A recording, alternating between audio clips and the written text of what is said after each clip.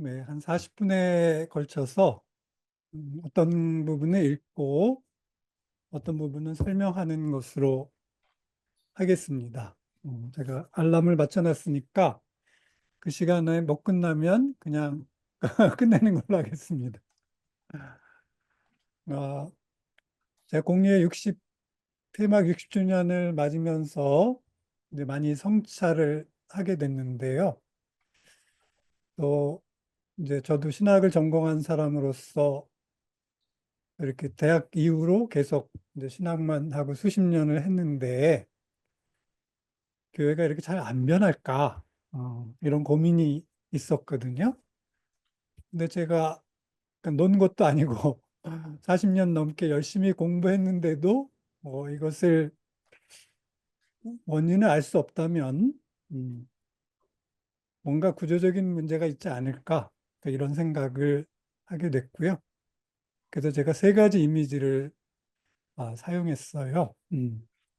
특히 공의회가 그 적응과 쇄신이라고 하는 두 개의 그 키워드를 사용하는데 그 적응이라고 하는 건 그 현대 사회, 우리가 하는 일상 삶에 적응하는 것이고 또 쇄신하는 것은 한자어에 보면 온고의 지신이라고 하는 게 있는데 본질은 잃지 않으면서 그 시대에 맞춰 우리 교리를 설명하고 또 그리스도의 가르침을 산다는 뜻인데 그게 생각보다 쉽지 않은 일이죠. 그래서 그 쉽지 않은 이유를 저는 세 가지 그 예를 들었어요. 하나는 천주교는 항공모함이다. 음, 개신교는 보트라서 개신교는 빨리빨리 적응하는데 그 천주교는 항공모함이니까 빠르게 적응할 수가 없어요. 그리고 너무 빨리 변하면 또 빨리 방향을 전환하면 침몰하는 문제가 생기죠. 그래서 이건 뭐 적절한 비유는 아니겠습니다만 옛날 세월호 사건 때 봤을 때 큰 배가 급격하게 방향을 틀면 침몰한다는 것을 보게 됐죠. 그와 비슷한 상황이 아닐까 생각했습니다. 두 번째는 그 행정학 또는 이런 사회과학의 제도주의라고 하는 이론이 있어요. 그래서 인스티튜셔널리즘이라고 하는 이 제도주의의 이론 중에 가장 핵심 개념이 경로 의존성이라고 하는 것입니다. 이 패스 디펜던시는 누가 처음에 그 어떤 것을 규정으로 또는 법으로 정해 놓으면 우리 같은 경우는 교리로 정해 놓으면 그 틀을 벗어나지 못하게 돼요. 그럼 그 후대 사람들이 그 실천을 반복하다 보면 그게 하나의 경로가 된다는 거예요. 그래서 이 경로가 항상 옳은 건 아닌데 오랜 시간이 지나도 그 경로를 고집하게 되면 경로 의존성이 생겨서 변할 수 없게 된다. 이런 것인데 우리 교회도 그런 측면이 있다는 거예요. 그리고 여기다 한 가지 더 보태면 가톨릭의 보편주의가 있죠. 그러니까 모든 상황이 다른 모든 지역교회에도 똑같이 모든 걸 적용해야 된다라고 하는 게 보편주의인데 이게 엄밀하게 말하면 변화와 적응을 저해하는 것이죠. 그래서 이런 것을 고수하게 되면 그 전통의 고수 또는 획일적 일치만이 지상 과제가 되는 어려움이 있고 문제가 있습니다. 그리고 이 세 가지를 저는 제도와 카리스마의 갈등으로 요약해 볼 수 있다고 생각합니다. 제도는 가톨릭 교회가 장점이고 카리스마는 개신교회가 갖고 있는 특징이자 장점이죠. 제도는 지키는 데 능하고 카리스마는 변화에 능합니다. 그러면 이 해석을 제가 왜 사용했느냐 하면 뭐 어떤 방식으로 설명하든 2000년 역사에서 확인하게 되는 우리 교회의 모습은 변화에는 어떻든 더디다는 것입니다. 그래서 한마디로 가톨릭 교회는 변화가 쉽지 않은 조직 제도라는 뜻입니다. 그래서 공의회 폐막한 지 60년이 지났는데도 왜 큰 변화가 없는지 안타까울 필요가 없다. 이건 걱정하지 말라는 뜻이 아니고 좀 답답하지만 원래 교회가 그런 곳이다. 그러니까 너무 큰 기대를 하지 말라는 뜻으로 이해하시면 좋겠습니다.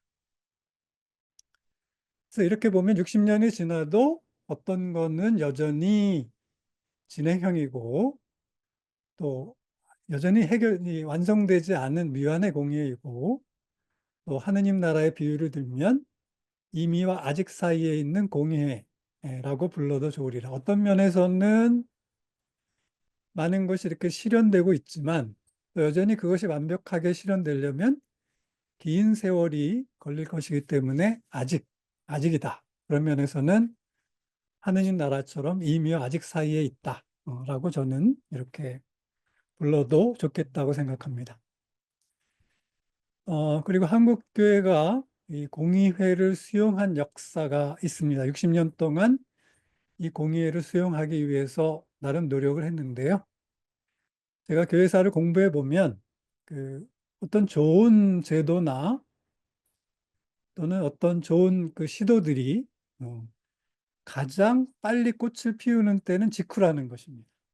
이게 이제 모두에게 설득력이 있을지 모르겠습니다만 제가 발견한 바로는 처음 시작했을 때가 바로 즉 이 씨를 뿌리는 때가 바로 꽃을 피우는 때였다라고 하는 것이 우리 교회의 시작도 그랬고 한국교회 초대교회도 그랬고 제2차 바티칸 공의회가 한국에서 수용될 때도 처음 수용되었을 때가 씨를 뿌린 때였는데 그 씨를 뿌린 때가 꽃을 피운 때였다라고 하는 것입니다.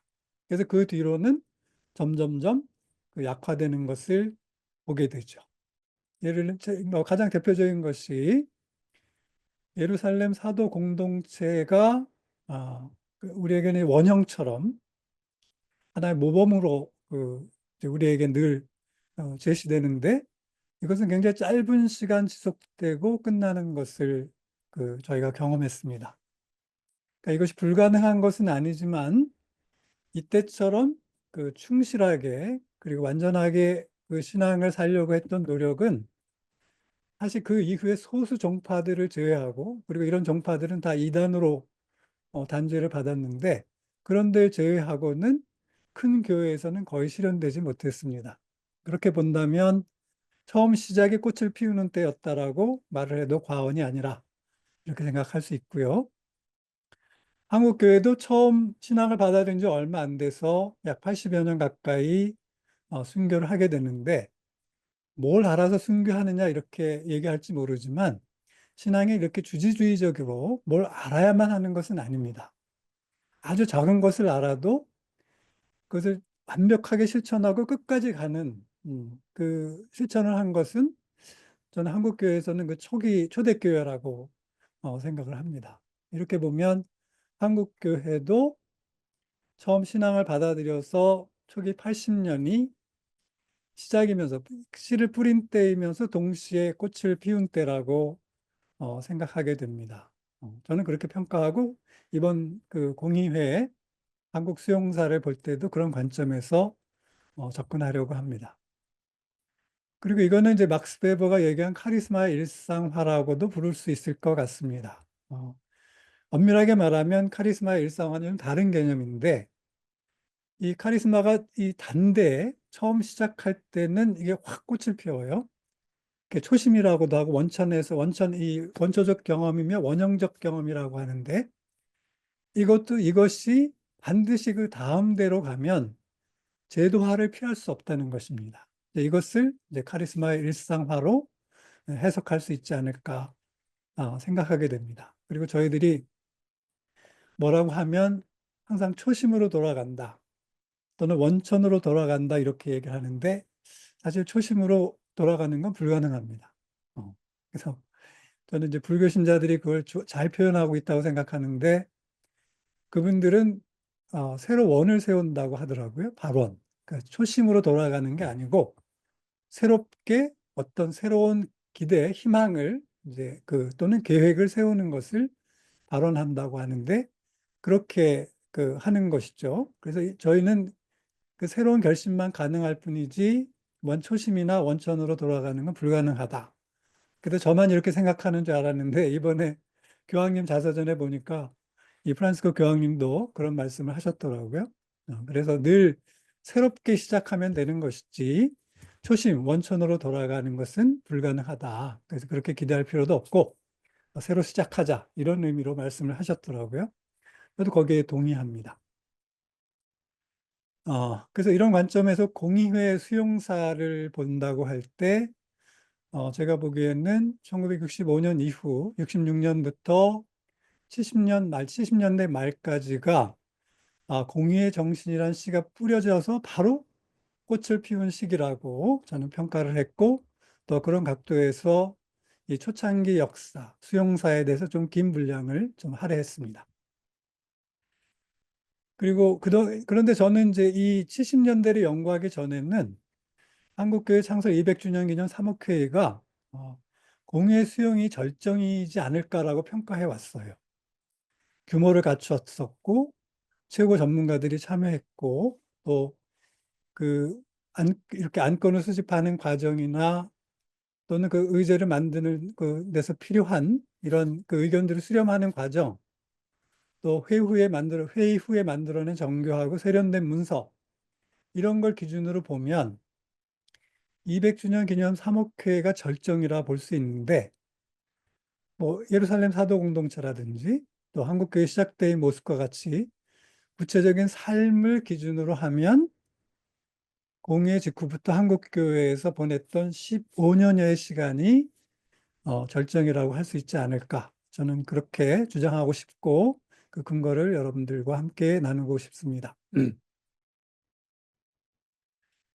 공예 직후의 공예 수용, 이거는 그 사회 참여 측면에서는 그 74년 제약선주교 구속을 계기로 해서 많은 소장 사제들이 사목헌장을 그 사회 참여의 신학적 근거로 삼았다고 고백했습니다.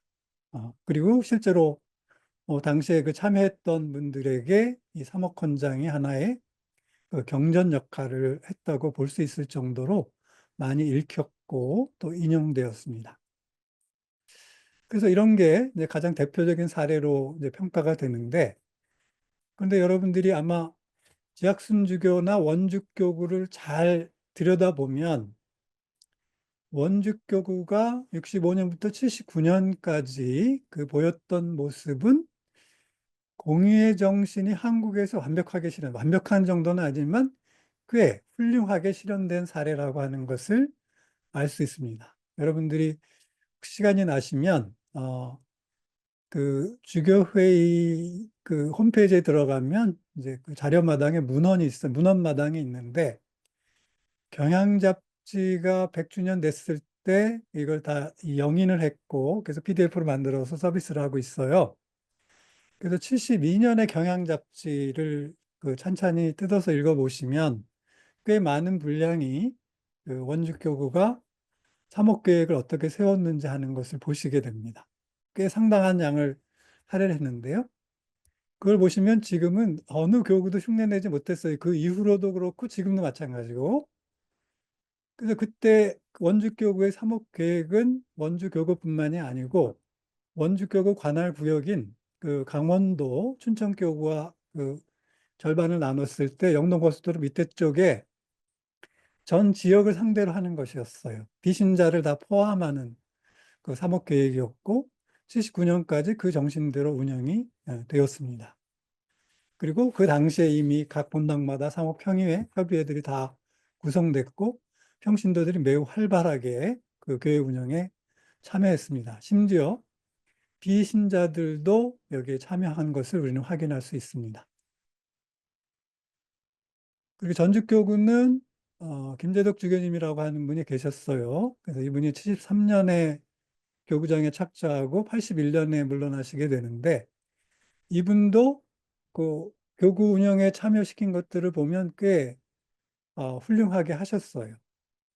그리고 그 두봉주교 안동교구, 인천교구도 뭐 이 정도는 아니지만 그랬고요. 우리는 김수환 추기경님이 역할이 많으셨으니까 서울대교구도 그랬을 거다라고 생각하는데 서울대교구는 이 저항이 굉장히 심했어요. 그래서 이 평협 그 설치한 것 빼놓고는 이 서울대교구가 뭐 적극적인 역할을 한 바는 없습니다. 윤공희 주교가 당시 수원교구 교구장이셨고 황민성 주교님 대전교구되는데 조금 세교구와 보조를 맞추긴 했는데 그리 적극적이진 않았습니다.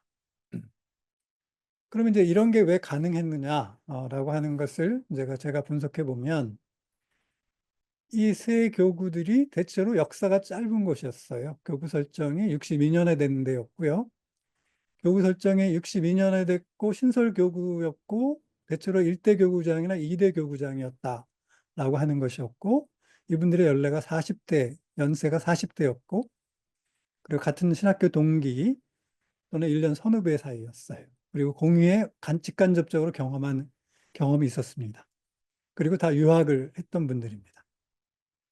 그리고 이분들이 62년에 한국의 교교제도가 설정되고 나서 나름 어떤 결의를 하느냐 하면 그동안 이제 선교사의 교회로부터 한국 교회가 되어야 한다는 생각이 있었고 또 당시에 선교사의 교회로 살아가면서 한국 교회에서 답답했던 내용들이 많이 있었던 거죠. 특히 이제 이런 사회 문제에 관여하는 것이라든지 또는 이 시국 문제에 대해서 관여하는 것들에 대해서 너무 좀 엄격하게 그것을 제재했기 때문에 교회가 필요한 사회적 역할을 못했다라고 하는 문제의식이 이분들한테 있었습니다. 그래서 당신들이 교구장이 됐을 때 그동안 당신들이 마음속에 두었던 것들을 자유롭게 실현할 수 있었던 거고요. 또 이런 교구들은 다 돈이 없었어요. 그러니까 돈이 없으니까 다 외국에서 돈을 빌어오는데 그래서 이렇게 원조를 받으면서 그리고 그 원조를 거의 교구장에 전담을 하다 보니까 다른 분들이 할 말을 못해요. 그래서 자기들이 하고 싶은 말을 다 할 수 있었습니다. 그러니까 이게 교구장이 혼자 다 했기 때문에 이게 과연 공의적이냐, 라고 할 때 조금 비판적인 안목으로 볼 수 있습니다만, 어쨌든 당신들은 그래도 그것을 한국교회 안에 실현해 보려고 노력했다, 라고 하는 것입니다. 뭐 하여튼 열심히도 하셨어요.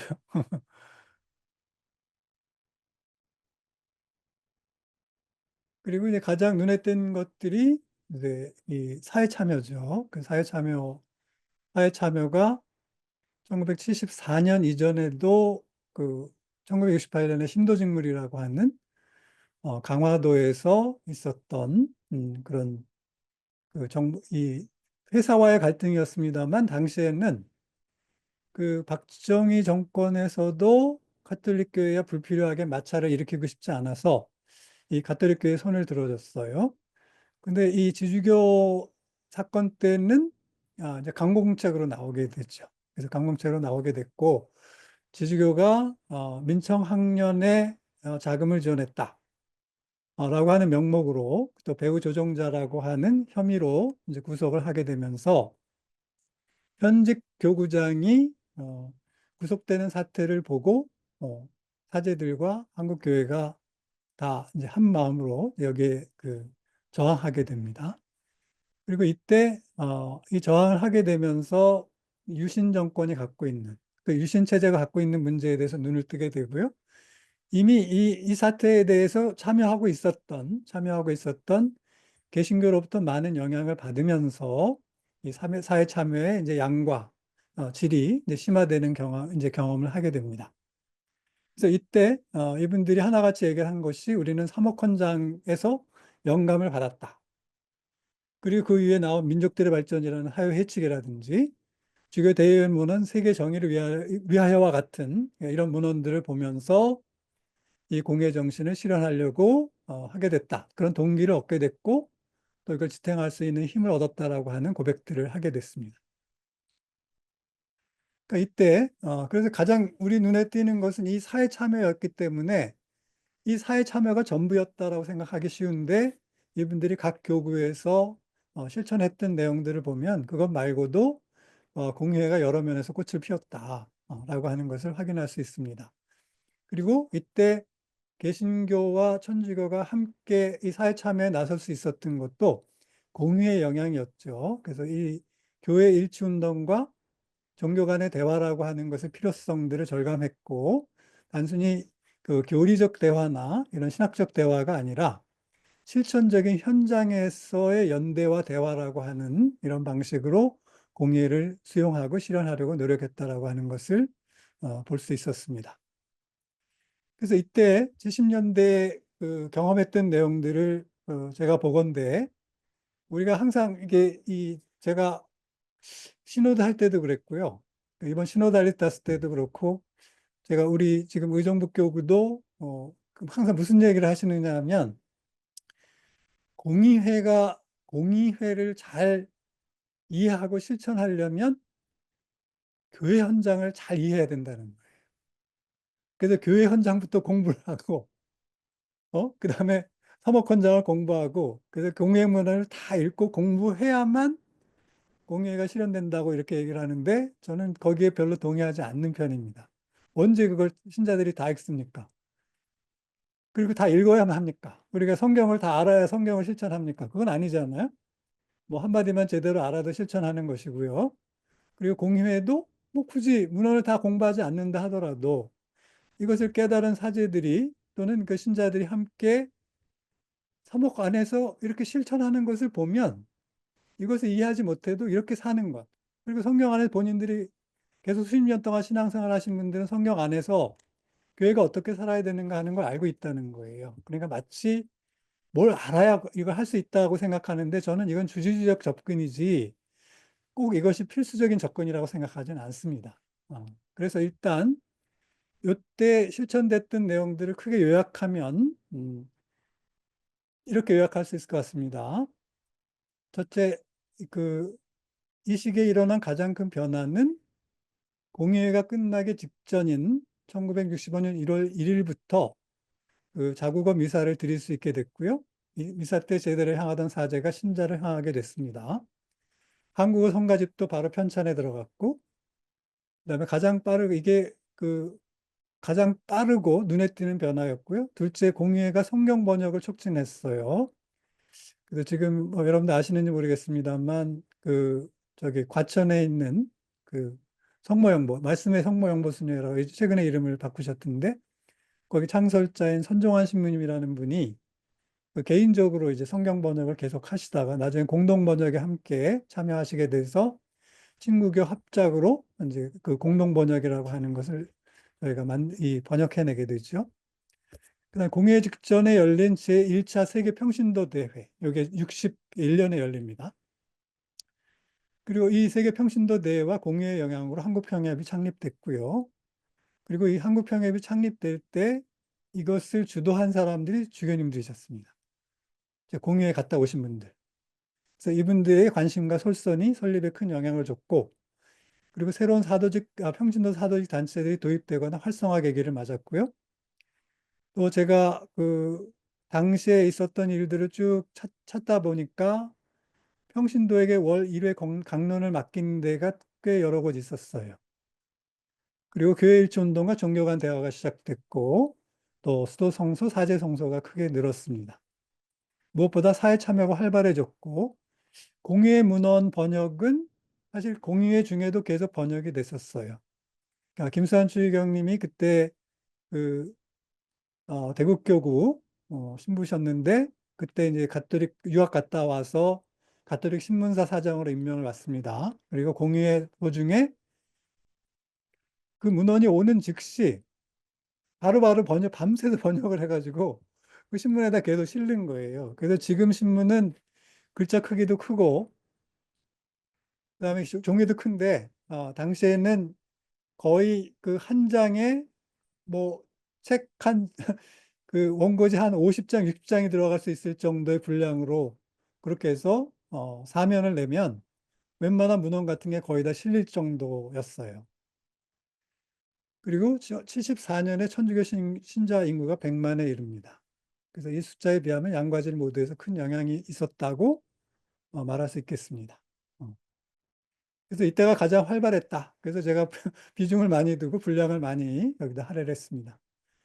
그러다가 20년 만에 다시 공의회가 호명되는데 그 1970년대 공의회 수용의 황금기를 이으려는 움직임이 1984년 한국천주교 창립 200주년 기념 행사를 계기로 나타나기 시작합니다.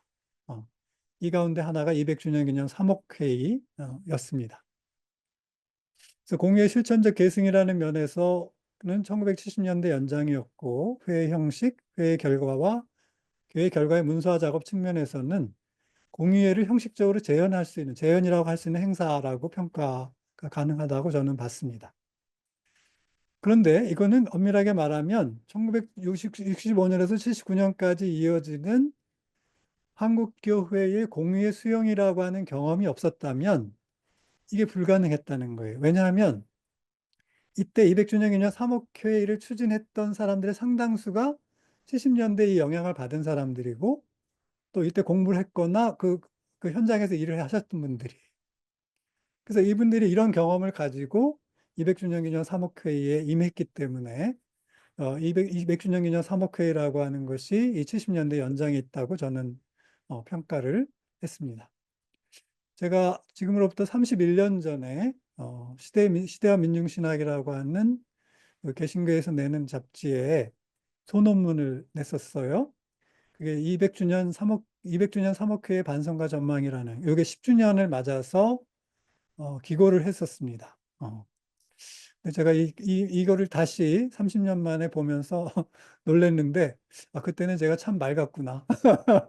생각했어요. 맑았다라고 하는 거는 눈치를 안 봤더라고. 그래서 이것저것 가리지 않고, 실제로 하고 싶은 얘기를 제가 다 담아서 썼던 것을 확인할 수 있었습니다. 밑줄 친 것만 제가 보게 되면, 10년이 지나서 보니 이제 회의 결과들은 사문화되었고, 사목회의는 단지 교황이 방문하는 행사를 빛나기 위해 벌인 일회성 행사가 되어버렸다. 라고 하는 건 제가 인용한 것인데요. 그 인용구를 요 말씀 누가 하셨느냐 하면 정희채 몬시너리 하셨어요. 제가 그걸 인용했는데 인용구를 쓰지 않은 거고요. 자, 그러면 왜 이게 계승되지 않았을까? 계승되지 않았을까?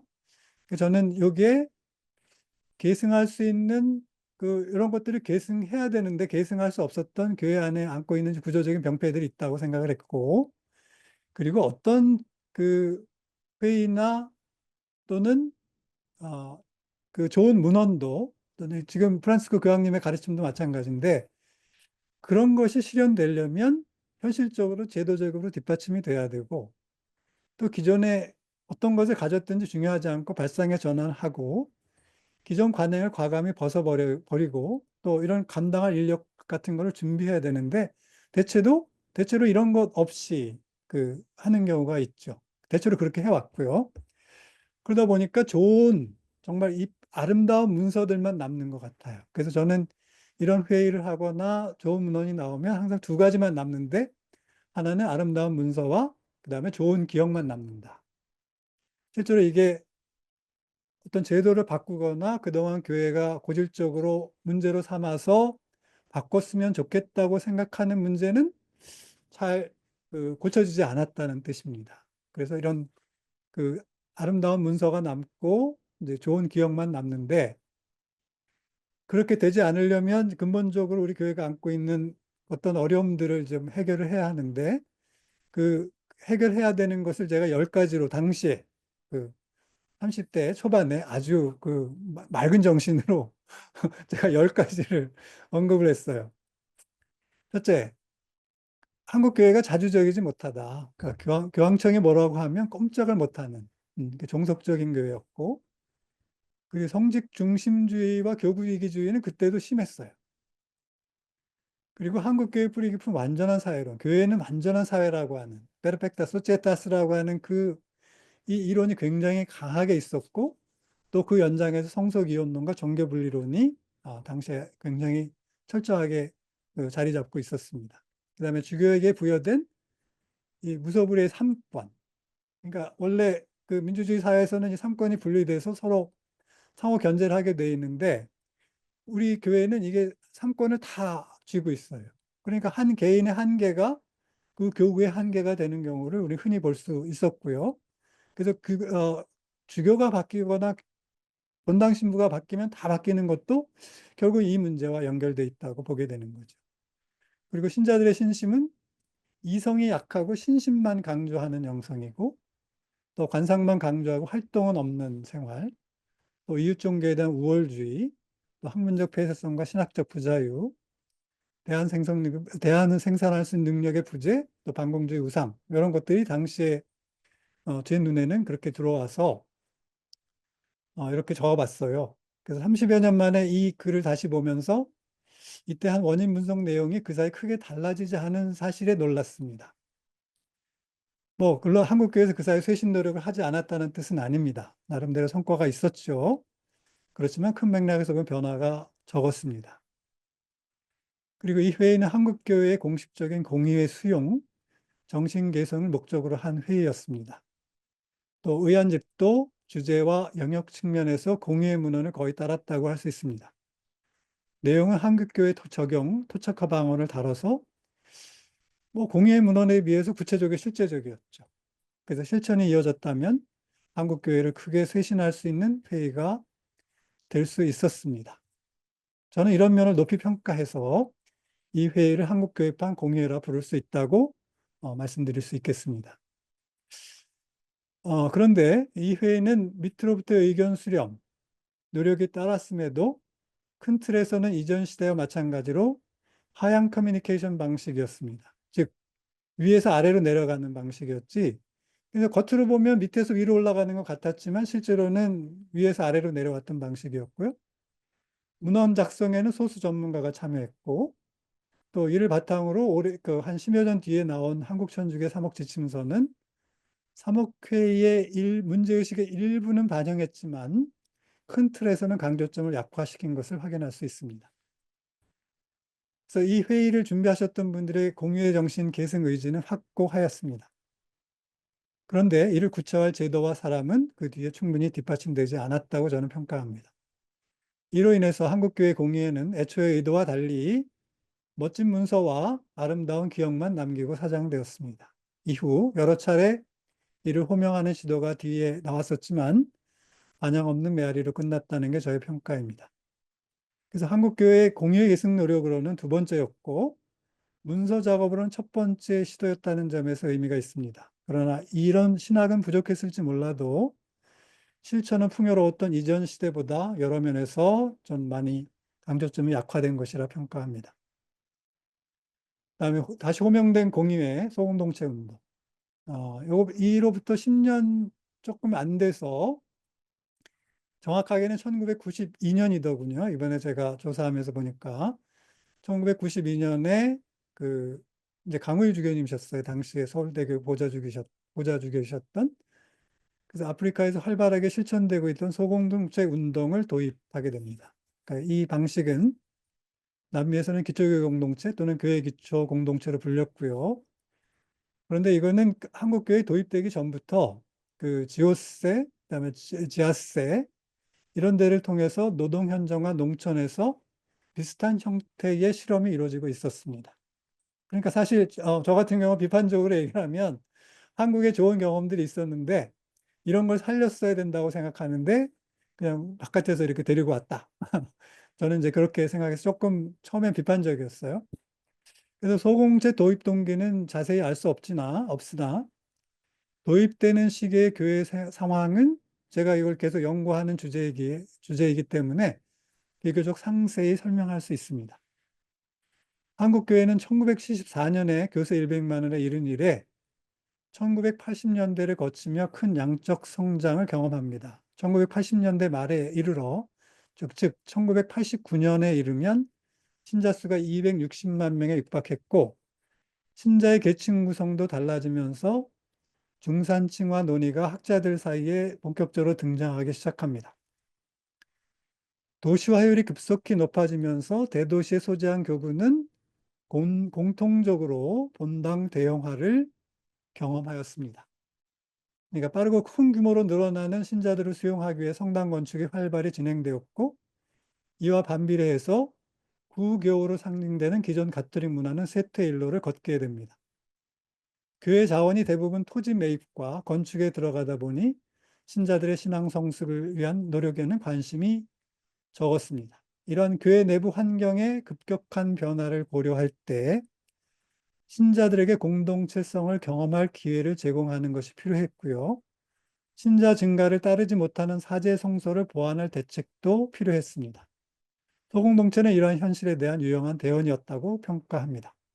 그리고 실제로 도입돼서 2010년 이전까지는 굉장히 주류의 신앙 운동이자 사목 정책이었습니다. 그런데 그 이후에 대부분의 교구에서 활력이 떨어지기 시작했고, 그 다음에 이걸 처음 도입한 서울대교구조차 공식 사목 방향에서 배제하게 이릅니다. 저는 여기에 직접 많이 관여하지 않았기 때문에 그냥 구계자 입장에서 봅니다. 혹자는 이 운동이 실패했다고 하는데 저는 본래 이러한 형태와 운동이 늘 소수의 몫이라 생각하기 때문에 이 평가에 동의하지는 않습니다. 그러니까 전 교구가 다 이렇게 될 수 있다고 생각해 본 적도 없고 그렇게 될 일도 아니고 되지도 않습니다. 그러니까 소공동체를 예루살렘 사도공동체의 현대적 실현이라고 본다면 이런 움직임은 초대교회에도 그랬듯이 소수의 몫일 수밖에 없기 때문입니다. 이런 공동체는 본래 성사적 역할이지 이게 하나의 큰 삼복 패러다임이 될 수는 없다고 저는 봤기 때문에 실패라고 생각하지 않고요. 그리고 이거는 현재 진행형이고 또 미래의 교회상으로 여전히 남아있다.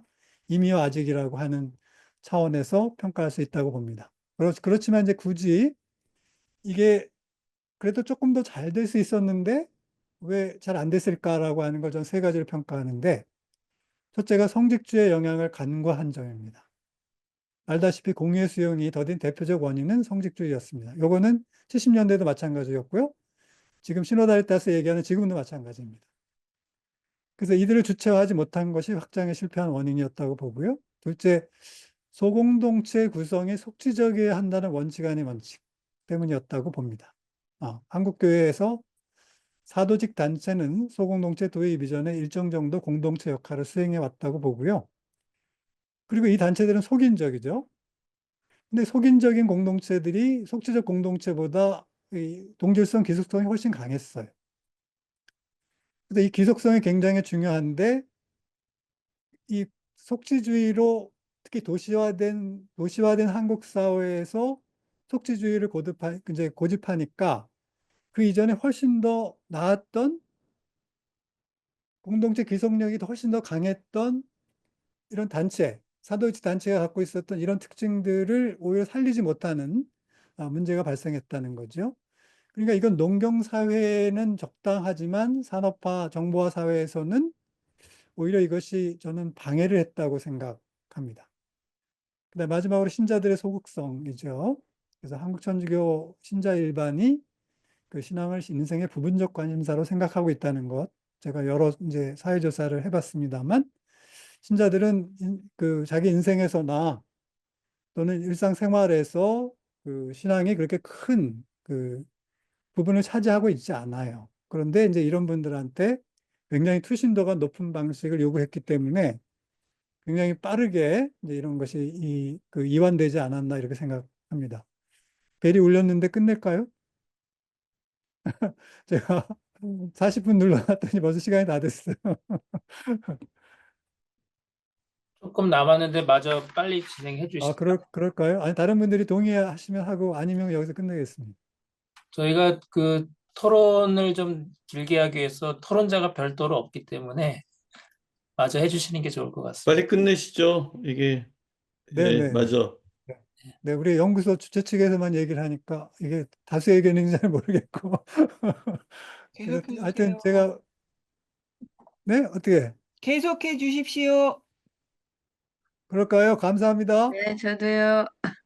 권영랑 수녀님이신가요? 네, 마리 크리스티나 수녀입니다. 선생님, 미국에 돌아오셨어요? 네, 돌아왔습니다. 그래요. 그러면 수녀님이 원하시니까 하겠습니다. 감사합니다. 네.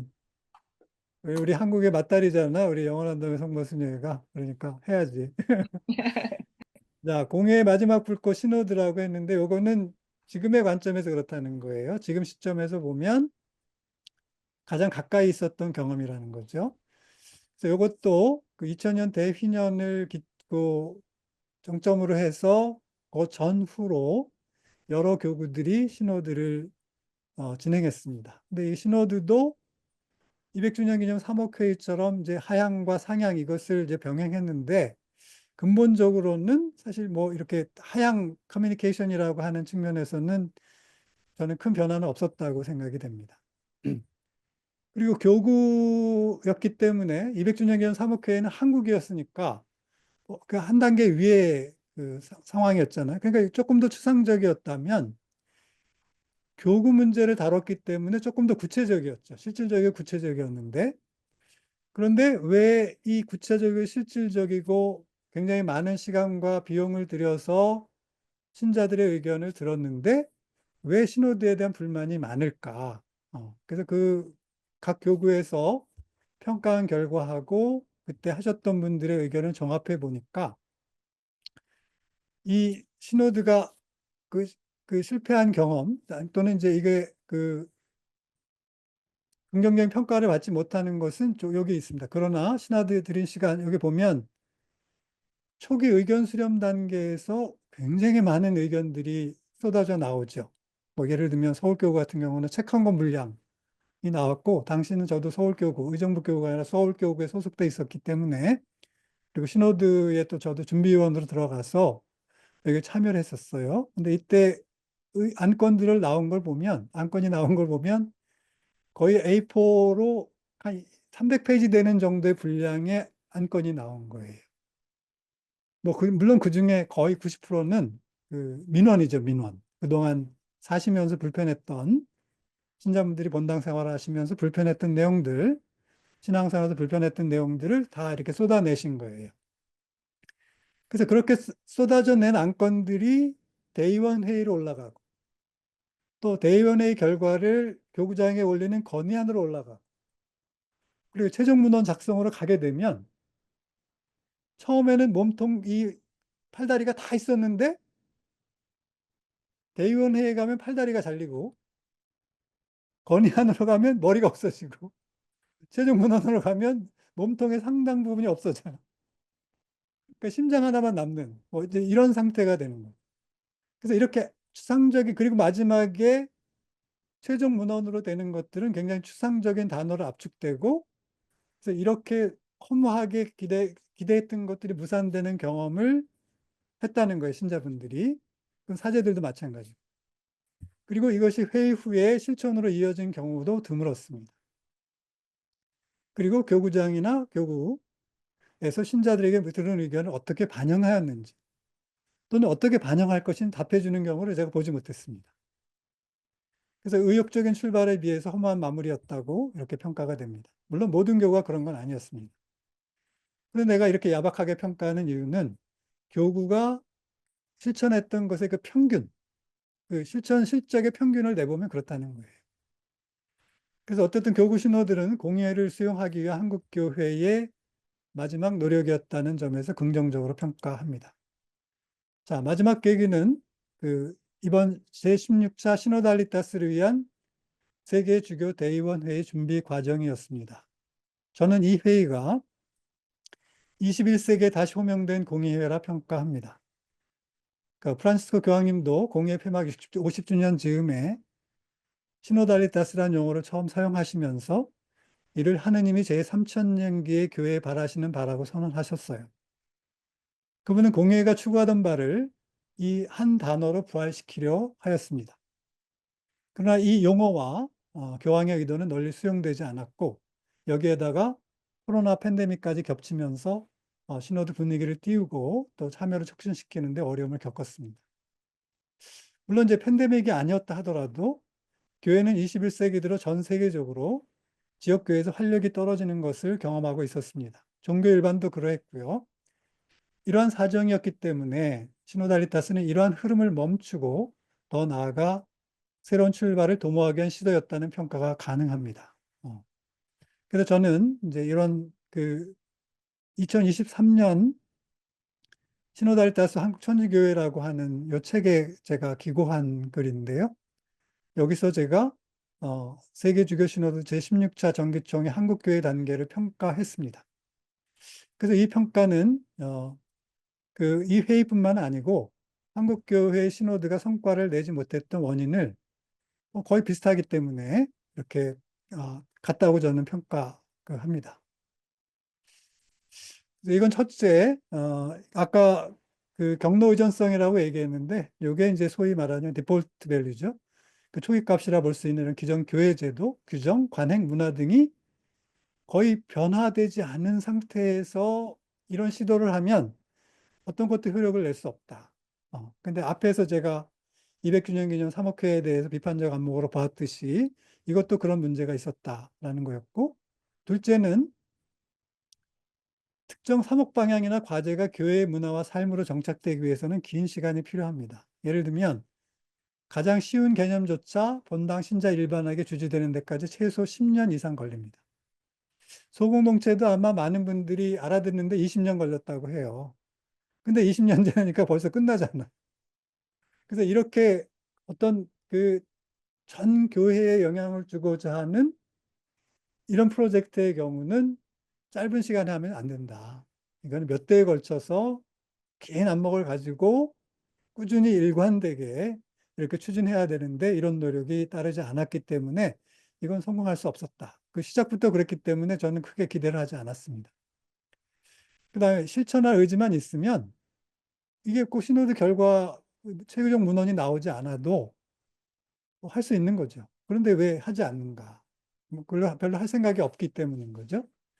그래서 이런 것이 이제 늘 교회 문화 안에 있기 때문에 성공할 수 없었고, 또 좋은 문헌을 만들고 좋은 기억을 갖고 있음에도 불구하고 이렇게 좋은 결과를 낼 수 없었다고 저는 봅니다. 그래서 교구 시노드 개최 세계 주교 대의원회 준비로 이어지는 과정에서 한국 교회가 보여준 모습에서 발견할 수 있는 두드러진 특징은 수동성이었습니다.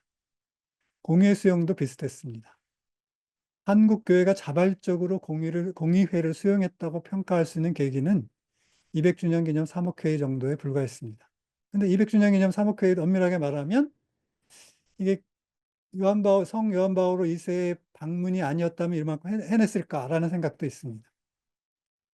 그리고 실제로 그 요한 바오로 2세 성인께서 한국 교회에 요구하신 게 있어요.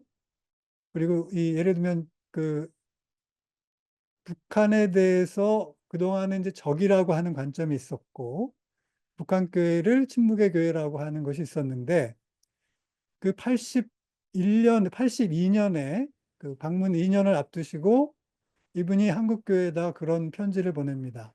북한 교회에 대한 자료를 보내달라고 했는데 당시에 북한 교회 자료를 한국 교회가 갖고 있지 않았어요. 그래서 불이 나게 이제 찾고 연구하고 해서 그래서 그렇게 해서 이제 83년에 보내서 그 보낸 결과를 가지고 교황님이 와서 이제 강론을 하셨다라고 하는 것이 그 기록에 남아 있습니다. 그런 정도로 우리가 소극적이었다는 거예요. 그래서 엄밀하게 말하면 자발적으로 이렇게 한 경험이 많지 않다라는 거예요. 그래서 이 처음에 시작했던 그 경험이 그렇게 중요한 것이 아니었나 이렇게 생각이 됩니다. 또 저는 그 2010년에 그 최석호 신부님 금경축 기념 논문집에서 그 공의회 이후의 한국교회라는 논문이 이게 45년 지났을 때의 평가였어요. 그래서 이때 제가 처음 이제 미완의 공의회라고 하는 표현을 쓴 바가 있습니다. 그래서 이렇게 명명하는 이유로 여러 이제 열거를 했었어요. 근데 다 이제 아까 앞에서 얘기했던 그런 비슷한 맥락이기 때문에 굳이 반복하지는 않겠습니다. 그래서 한국교회는 지난 60년 동안 공의회를 수용하기 위해 노력해 왔고 나름의 성과가 있었습니다. 여러 차례 공의회를 계승하기 위한 노력이 이루어진 것이 그 예라고 하겠습니다. 물론 이러한 노력은 소수에 의한 것이었고 소수지만 이 기억을 간직한 이들은 쇄신의 계기가 주어질 때마다 이에 응답하고자 했습니다. 우리 신앙연구소 이런 기억의 주체 가운데 하나라고 할 수 있고요. 또 오늘 들어오신 분들이 다 그런 분들이라고 생각합니다. 그리고 그때마다 새롭게 자각한 이들이 이런 계기가 주어질 때마다 나타나서 이미 이제 그런 경험과 기억을 간직하고 있는 사람들에게 힘을 보탰고요. 그래서 만족스러운 결과를 보지 못하였어도 이들은 기억을 간직하며 새로운 계기를 만들려 노력하거나 때를 기다렸습니다. 앞으로도 이런 이들은 계속 있을 것이고 새로운 계기도 주어질 것입니다. 그러나 앞에 인용문에서 평가했듯이 부족한 점도 적지 않습니다. 이 점은 앞으로도 개선 가능성이 크지 않아 보입니다. 이거는 저희의 의지의 문제라기보다는 그 제도로서의 교회가 갖고 있는 근본적 한계가 있기 때문이라고 저는 평가합니다. 그렇다고 이 한계가 우리가 실천을 주저할 이유는 아니라고 봅니다. 아무리 훌륭한 회의라도 교회는 늘 이미와 아직 사이에 있는 존재에게 한계를 경험하기 마련이라고 저는 생각합니다. 그러니까 공예는 같은 형태로 호명될 필요가 없습니다. 앞서 저는 초심으로 돌아가는 것은 불가능하고 새로운 결심만 가능하다고 하였는데 쇄신 의지만 있으면 그 시대에 맞는 방식으로 새롭게 도전하면 그만이라고 생각합니다. 정신만 계승하면 되는 것이지 형식을 반복할 필요는 없다고 봅니다. 프란시스코 교정처럼 복음을 앞세우고 교리 전통 제도를 언제든 상대화할 수 있다면 저는 그것이 공예의 수용이자 정신의 계승이라고 생각합니다. 이러한 면에서 공예는 늘 진행형이자 미래형이라고 생각합니다. 마지막으로 한국교회를 포함하여 가톨릭 교회가 선택해야 할 방향을 프란시스코 교정의 다음 말씀을 인용해서 제시하고 싶습니다. 프란시스코 교정은 최근 발간한 자서전 나의 인생에서 교회의 미래에 대해 다음과 같이 의견을 제시하셨습니다. 우리 교회가 하느님의 속성을 지닌 온유하고 겸손하며 봉사하는 교회가 되는 미래. 그래서 부드럽고 친밀하며 자비로운 교회가 되는 꿈입니다. 우리는 참신한 것을 많이 찾아내고 다양한 프로젝트를 해나감으로써 앞으로 나아가야 합니다.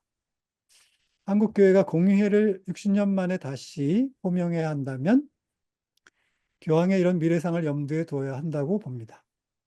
순례하는 하느님 백성은 방향과 목표만 알고 있을 뿐 좌표와 경로는 모릅니다.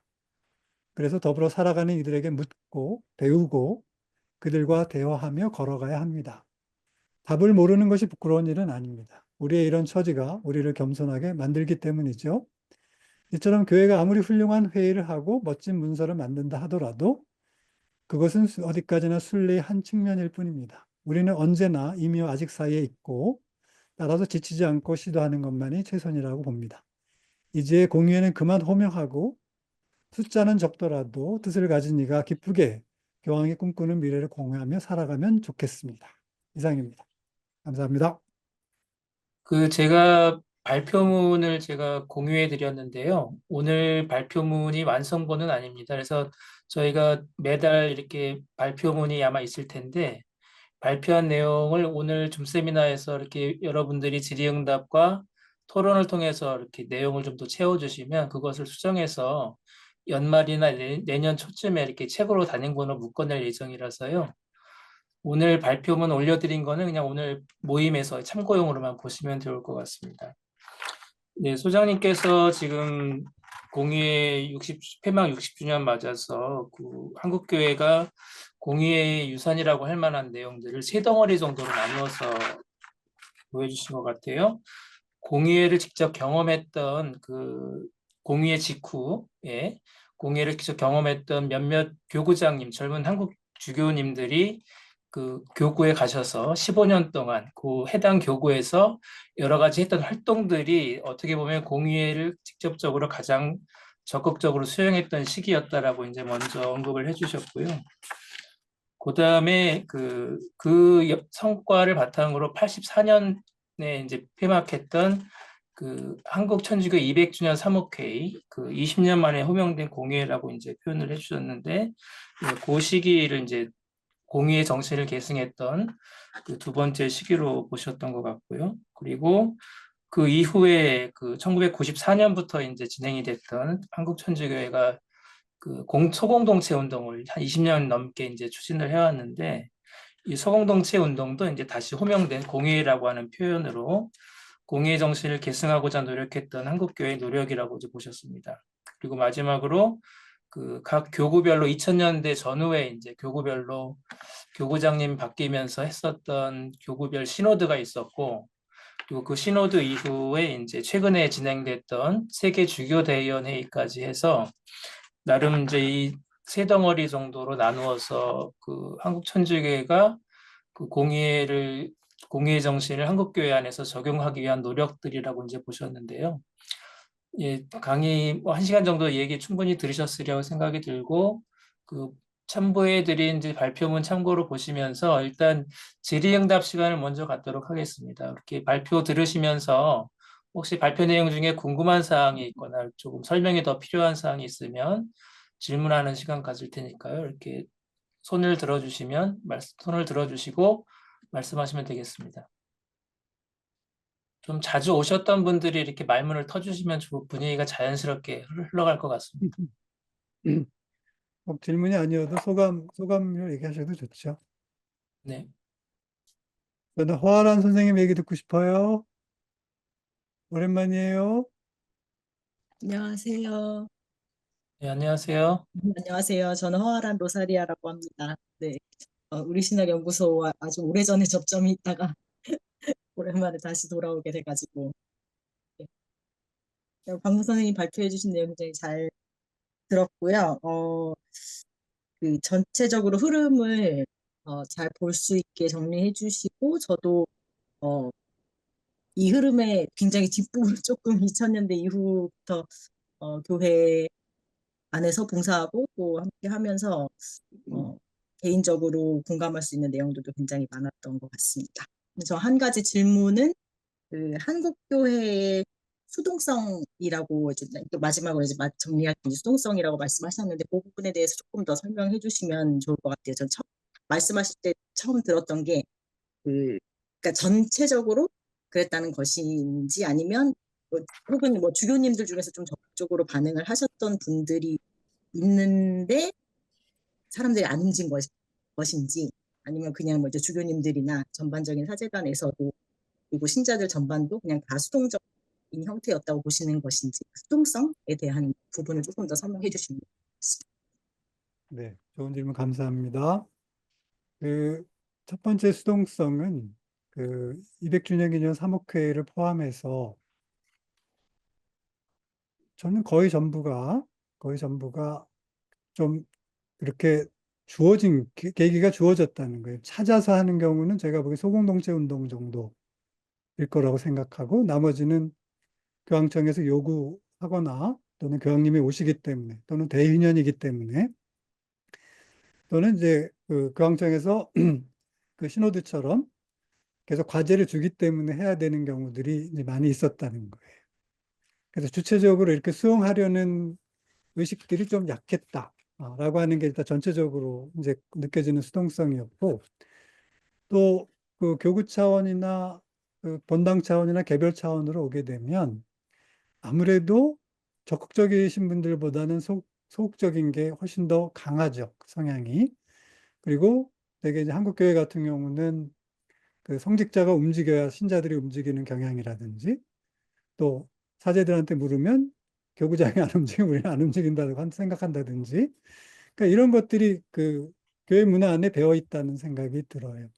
그래서 적극적인 분들이 안 계신 건 아니고 그 적극적인 분들은 계시지만 이런 분들이 소수이신 거죠. 그리고 이렇게 소수가 열심히 하면 칭찬을 받는 게 아니고 정을 맞습니다. 모두가 경험하는 바죠. 그래서 열심히 하면 안 됩니다, 여기서는. 눈에 띄면 안 되고 남들이 하는 만큼만 해야 하고 가운데 있어야지요. 그래서 처져도 안 되고 너무 앞서도 안 된다.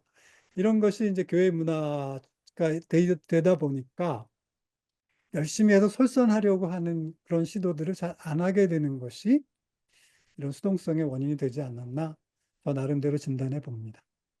네, 감사합니다. 저는 그 수동성도 궁금했고 그 수동성을 어떤 원인으로 보시는지 좀 궁금했는데 네, 그런 답변이 되었습니다. 감사합니다. 우리 손정환 요한 선생님은 대전이시죠? 네, 대전입니다. 네, 대전 대표로 한번 얘기해 보셔요. 네, 오랜만에 뵈서 반가웠고요. 설명 잘 들었고, 저도 대전교구에서 신호도 할 때 처음서부터 마지막까지 함께 할 수 있는 기회가 있어서 옆에서 이제 많이 보고 느꼈는데, 아까 이렇게 정리해 주신 거에 100% 공감합니다. 그렇게 하고, 개인적으로 궁금한 거는, 저는 그 마지막에 얘기하셨던, 교황님도 얘기하셨던 건데, 꿈꾸는 게 굉장히 중요하다고 저는 생각을 하는데, 그 꿈꾸는 사람들이 많아야 되는 거고, 근데 그 꿈을 꾼다는 거는 현실에 안주한다기보다는 현실에서 뭔가 이렇게 좀 변화하고 뭐 그렇게 해나가는 이제 동력이 될 텐데, 대부분의 경우에 크게 변하는 동력은 굉장히 큰 위기가 왔을 때 이제 그런 것들이 자동으로 많이 생기잖아요. 그래서 뭐 교회 역사 안에서도 보면 굉장히 이제 외부나 내부에서 큰 위기가 왔을 때 크게 변화하는 계기가 되고 어떻게 보면 제2차 바티칸 공의회도 그 세상 안에서 교회가 느낀 굉장히 큰 위기를 이제 느꼈기 때문에 이제 이루어졌던 건데, 어떻게 보면 지금 시기가 전 세계적으로도 그렇고 한국 교회도 그렇고 한편으로 보면 굉장히 큰 위기를 느끼고 있다라고 보는데,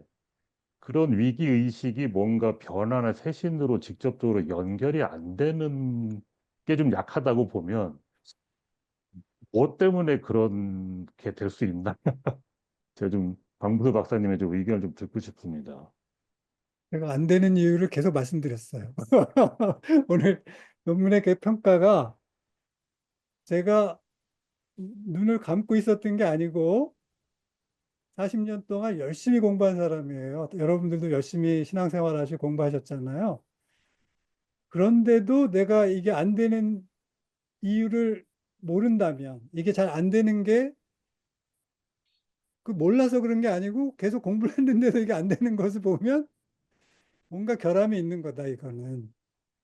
그리고 제가 이제 볼 그, 때는 예, 위기의식을 느끼는 차이가 혹시 있나 해서 제가 그냥 질문 드렸던 그러니까 건데, 음, 차이를 느껴도 그 위기에 대한 대응을 하려고 들면 그 기존에 갖고 있었던 이제 구조나 전통이나 이런 관습들이 이거를 막아요. 우리 음, 교회가 갖고 있는 약점이에요. 그러니까 아까 그 한국의 새로운 교구장들, 40대 신설 교구의 교구장들이 그런 일을 할 수 있었던 것은 앞에 싸워야 될 게 없었기 때문이에요. 그래서 저희는 이렇게 얘기를 해요. 자, 저희가 이런 위기가 왔을 때, 그, 특히 신설 교구 같은 경우는 새로운 도전에 대해서만 싸우면 돼요. 그 새로운 위기에 대해만 적응하면 되는데, 오래된 교구는 전통하고도 싸워야 돼요. 그러면 여태 그런 새로운 시도를 했던 데는 왜 그게 가능했느냐? 싸워야 될 전통이 없었기 때문에. 그러니까 새로운 도전에만 직면하면 되는 거예요. 근데 지금은 다 제도화 됐잖아요. 한국에 있는 모든 교구가 60년 이상의 역사를 갖게 됐고, 전통을 갖게 됐고, 나름의 구조를 갖게 됐고. 그래서 그렇게 구조를 갖게 되니까 뭔가 새로운 도전이 와도 기존의 이런 제도를 지키거나 이것을 옹호하거나 또는 이 틀을 벗어나지 않는 범위 안에서 도전하려고 하다 보니까 그 시간이 지나버리고, 그 다음에 할 수도 없었는데, 그리고 해결도 못했는데 새로운 도전이 또 오는 거예요. 그러니까 계속 이렇게 말리다 보니까 결국은 적응 능력을 상실했고, 이제는 사회가 저만큼 가버렸고, 교회는 한참 뒤에 있는 거예요. 농경사회 때는 같이 가니까 교회가 지도력을 행사할 수 있었는데, 지금은 바깥 세상이 너무 빨리 변하고 있고, 끌고 가요. 근데 교회가 처음에는 어느 정도 적응하려고 시도를 하는데, 점점점 뒤처지기 시작하는 거예요. 이제는 못 쫓아가요. 그럼 도덕적 지도력을 행사할 수 없죠. 그러니까 열심히 공부해서 앞서가도 어려운 일인데, 뒤쫓아가면서 그 앞에서 그 제기된 문제들을, 그런 위기들을 감당한다? 저는 불가능하다고 생각합니다. 그래서 저도 생각도 못해. 생각도 못해. 아, 이래서 안 되는구나. 그렇지만 그러면 안 된다고 해서 계속 주저앉아 있어야 되느냐? 그건 아니다. 그래도 느끼는 사람들끼리, 필요성을 느끼는 사람들끼리 움직이고 또 즐겁게 살면 되는 거 아닌가? 저는 이제 그런 생각 때문에 뒷부분에 이제 교황님 말씀 인용을 했고, 또 그래서 그냥 뭐 그러니까 안 되니까 그만 주저앉아야 되는 거냐? 저는 그러고 싶진 않다. 그래도 뭔가 해보자라고 하는 게 제 생각이어서 그래도 마지막엔 희망적인 얘기를 하려고 했습니다. 감사합니다, 선생님. 네, 감사합니다. 혹시 뭐 다른 관점에서 이렇게 좀 이야기를 해보실 분이 혹시 있으신가요? 시흥의 이윤수입니다. 네네.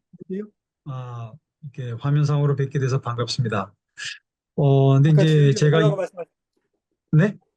지역이 어디라고 말씀하셨어요? 이은희 하시- 시흥시, 경기도 시흥이라는 곳의 이윤수입니다. 네, 네, 네. 네. 근데 굉장히 이제, 전국적인 모임. 그렇습니다. 전국 네트워크이네요. 근데 이제 일선 교회의 위기이면서 결국에는 우리 가톨릭 전체의 위기로 더 증폭이 된다고 이제 저는 이해를 하고 있어요. 대표적으로 성서의 부름을 받는 분들이 모든 그 각 지역 교회에 다 줄었고, 또 졸업하시는 분들도 한 분인가도 제가 한번 봤습니다. 어느 교구에서. 근데 이것이 그 단편적인 문제가 아니라 결국에는 가톨릭의, 그러니까 쉽게 말해서 어떤 세례자가 예를 들어서 100명 정도の세례를 받으셨으면 그분들이 계속 그 대부대모를 통해서 지속적인 신앙생활을 하느냐라고 물어봤을 때 채 10%가 안 되는 것 같아요. 3년 이내에. 저 이 얘기를 듣고 이제 깜짝 놀랐는데 그 이유는 뭐냐면 우리 한국 가톨릭이 그 역사에 비해서 너무 빨리 조로하지 않았냐.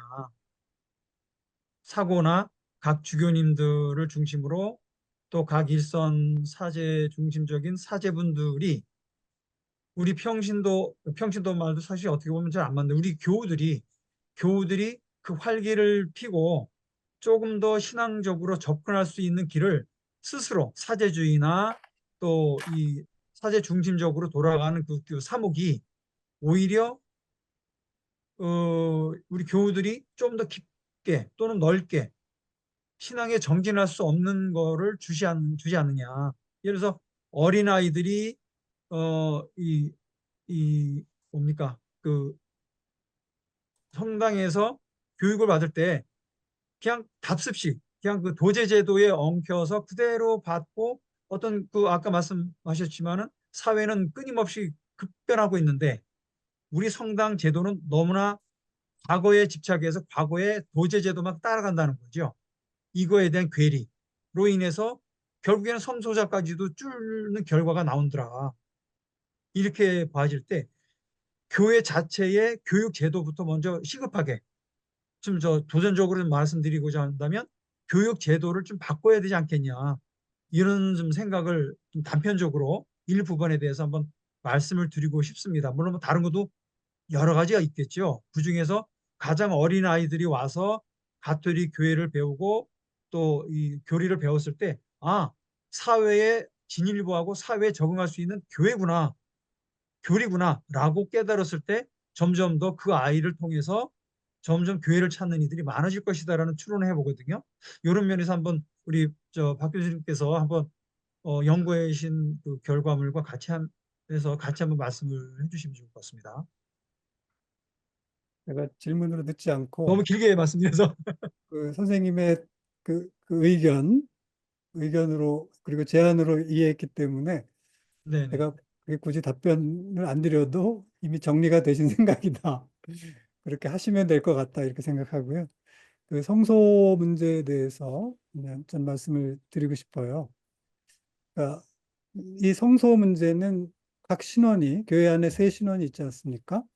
그러니까 네. 사제, 수도자, 이제 신자 이렇게 세 신원이 있는데 이 세 신원이 각자 그 자기의 역할을 자기의 본분을 다 충실히 한다고 했을 때 수행한다고 했다는 걸 전제로 해서 네.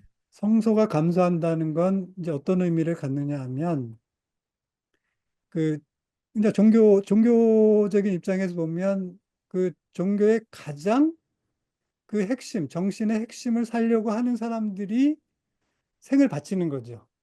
그러니까 이제 우리 같은 경우는 이제 독신으로 네. 3대 서원을 통해서 이제 이렇게 하는 수도자들이 이게 나오시게 되잖아요. 뭐 사제는 이제 뭐 그 거기서 청빈 서원은 안 합니다만. 자, 그러면 그 신자들 중에서 가장 그 진지한 사람들이 이제 성서를 선택해요. 독신 성서를 선택하는 거죠. 그럼 성서가 준다라고 하는 거는 그 종교사역적인 의미에서 어떤 것이냐면 진지한 사람이 줄어든다는 거예요. 그러니까 신자들 안에서 그 진지한 사람들이 줄어드는 거죠. 그러니까 이것을 내가 삶을 바쳐서 평생을 이렇게 살아보겠다고 하는 사람들이 줄어든다. 이제 그게 가장 그 엘리트적인 그 집단 안에서 가장 엘리트적인 이제 신심인데 그런 사람들이 현저하게 줄었다는 거잖아요. 그러면 이게 신자 집단 전체를 놓고 봐도 이런 사람들이 적어지는 거예요. 그러니까 즉 종교에 대해서 내가 선택한 종교와 신앙에 대해서 굉장히 많은 삶의 많은 부분을 걸려고 하는 사람들이 없어진다는 뜻이니까 그러면 종교가 그 삶에서 차지하는 비중이 점점 줄어드는 사람들이 많아졌다는 뜻이니까 이게 일종의 이제 세속화인 거예요. 이게 그렇죠. 빠르게 진행된 거예요. 그러니까 그러면 왜 이런 사태가 벌어졌느냐가 중요하다는 거죠. 그러면 이렇게 이런 사태가 벌어진 이유 중에 하나가 우리 가톨릭 교회가 이렇게 제도가 갖고 있는 이 문제점을 자꾸 해소를 못하는 것이 그 중에 한 가지 원인이라고 하는 것이고요. 그리고 교육의 관점에서는 아까 이 선생님께서도 이렇게 얘기를 하셨지만 천주교는 들어오기 어렵지만 나가는 건 신경 안 쓰죠? 예, 그래서 6개월 동안 열심히 잡아놓고 하고 그 다음에 신경을 안 쓰니까 그래서 열심히 공부하고 그냥 나갑니다. 근데 개신교는 들어오기 되게 쉽습니다. 한 두세 차례, 근데 그한 4주 정도 교리교육 받고 세례 받고 그다음에 그 세례 받고 나서 굉장히 집중적으로 관리를 하기 때문에 이분들은 못 빠져나와 잘. 그래서 이런 이 교육 체계의 문제가 있고 양육 그 양성 시스템의 문제가 있어요. 그럼 이제 그런 문제들도 있는데, 그러니까 이런 것들을 이제 신자들과 수도자들과 교회가 갖고 있는 이 세 신원이 갖고 있는 장점들을 잘 살리면 많이 보완할 수 있는데, 그걸 잘 안 살리는. 그러니까 그걸 존중하지 않는 거예요. 음. 그 예를 들면 수도자나 그 신자들이 갖고 있는 그런 카리스마들을 존중하고 역할을 나누고 권한을 부여하고 empowerment를 하고 이러면 이런 부분들을 많이 보완할 수 있는데 이제 그런 걸 안 하다 보니까 결국 이런 것들이 누적돼서 지금은 공의의 60년 사이에 공의회 끝나고 나서 60년 사이에 성장과 쇠퇴라고 하는 것이 동시에 나타나고 있는 이제 이런 모습을 저희가 경험하게 됐다는 생각입니다. 그래서 일선 우리 교회에 바라고 싶은 마음이겠죠, 결국에는. 우리 이제 주교님들도 좀 더 그 우리 가톨릭, 한국 가톨릭이 들어온 연한에 비해서 좀 더 빨리 적응하기 위해서 좀 더 힘있고 또 능동적으로 적극적으로 교우들을 끌고 또 교우들은 또 뒤에서 미는 이런 문화가 좀 더 강화 또 내지는 활력이 되면 좋겠다 이런 바람을 갖습니다. 거기 인천교구죠? 저기 수원교구입니다. 거기 수원교구 애매한 게 네. 시흥이 맞고 섞여 있군요. 예, 인천교구하고 그 저기 경계입니다. 수원교구하고. 수원교구와 인천교구가 경계입니다. 네, 나중에 이영훈 주교님 뵐 때 말씀드리겠습니다. 네, 감사합니다. 네, 네, 제가 네네, 좀 질문 말씀하세요. 드리고 소개 잠깐 싶습니다. 해주시고. 예, 저는 한국 CLC 회원이고요. 하유경이라고 합니다. 예, 안녕하세요. 네, 예, 반갑습니다. 저는 이제 아까 말씀하시면서 이제 교회 안에서 아주 어떤 새로운 개념이 하나 들어와서 그것이 조금 익숙해지려고 하면 한 10년은 걸린다. 아주 쉬운 개념조차 이런 말씀을 하셨었는데요. 사실 지금 공의회가 끝난 지가 60년이 되었잖아요. 그래서 이제 우리 교회가 어떤 새로운 도전 앞에서 그러니까 신설 교구들은 뭐 그 싸워야 할 전통이 없기 때문에 그것이 조금 더 수월한 그런 게 있다. 그런데 어떻게 보면 60년이 지났으면 60년 동안이 전통을 세울 수 있는 시간이 아닌가. 그러면 그 60년 동안 우리 한국 교회는 뭐를 했을까? 물론 아까 이제 뭐 전례도 바뀌고 또 뭐 성경 번역도 하고 이런 등등의 일은 했지만 그 60년이 지나는 동안에 과연 공의회의 전통은 우리 교회 안에서 왜 이렇게 아직도 그러니까 완성이라고 말할 수는 없지만 아직도 많은 부분에 굉장히 좀 미약하다 이런 걸 느끼게 되는데 이제 저는 뭐 아까 말씀을 하셨는데요. 그러니까 교회 안에서는 저는 그 성직주의의 문제가 굉장히 크다고 보고 또 하나 이제 원주교구의 예를 아까도 들으셨고 서울교구에도 조금 하셨지만 사회 참여의 문제 이런 게 우리 교회 안에서는 사실 요즘에 그 사회 교리, 사회적 가르침에 대해서 잘 이야기하지 않아요. 거의. 그 심지어 뭐 그 신부님들 중에서는 사회 교리를 이렇게 얘기하는 언급하는 걸 되게 싫어하시는 분 많이 계신다고 저 들었거든요. 그런데 오히려 이제 순교자 정신, 순교 정신 굉장히 많이 강조해요. 그러니까 교회 안에서 우리가 많이 듣게 되는 거는 순교자의 후예, 뭐 이런 거는 굉장히 많이 드는 반면에 바티칸 공의회의 정신, 이런 보편교회의 가르침은 거의 듣는 일이 없거든요. 그래서 이런 거는 어떻게 생각을 하시는지, 이런 문제를, 그래서 이제 시노드라고 열심히 하지만 일반 신자들에게 전혀 와서 닿지 않는 이런 상황에 대해서 그 연구하시면서 좀 보시게 되신 게 있는지 좀 여쭙고 싶습니다. 네, 이게 저희 지금 올해 줌 세미나에 다른 발표자분들도 6분 정도 다 같이 계신데요. 소장님만 너무 이렇게 다 대답을 안 하셔도 될 것 같습니다. 다른 분들도 혹시 다 할 수 있어요. 말씀하실 게 있으시면 발언해 주세요. 아니요, 지금 저도 할 수 있어요. 예, 소장님 아까 먼저 말씀하시고요. 네, 우리 하 선생님 그 지적하신 것 난 많이 공감하고요. 그 제가 지금 그 파일이 공유가 됐나요? 네네. 그럼 다 원고를 갖고 계신 거예요? 네, 아까 발표 중에 공유했습니다. 채팅창에. 아, 그러니까 지금 원고를 다운받으실 수 있다는 뜻이죠? 네네. 네, 그럼 천천히 읽어보시면 거기 조금 제가 그 설명 못 드렸던 것들 중에 이제 지금 하 선생님이 질문하신 내용에 대한 답이 조금 들어 있어요.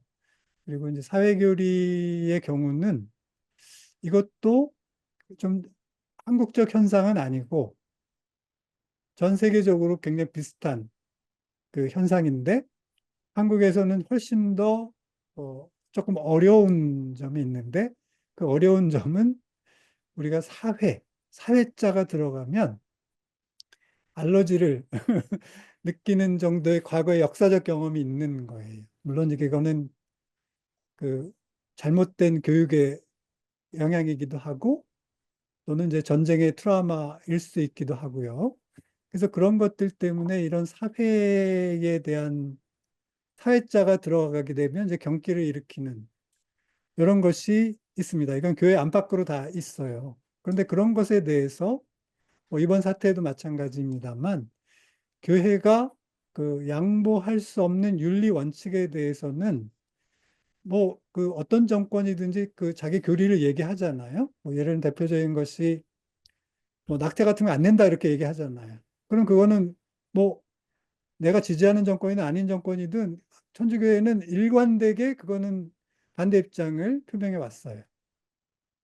그러면 지금 이런 인권의 문제라든가 그 낙태 그 태아의 생명뿐만이 아니고 살아있는 모든 생명이 갖고 있는 이 생명의 존귀함에 대해서 이런 것들을 위협받을 때 정권을 떠나서 그거는 반드시 존중돼야 한다라고 하는 얘기를 할 수 있는 게 저는 교회의 책임이라고 보거든요.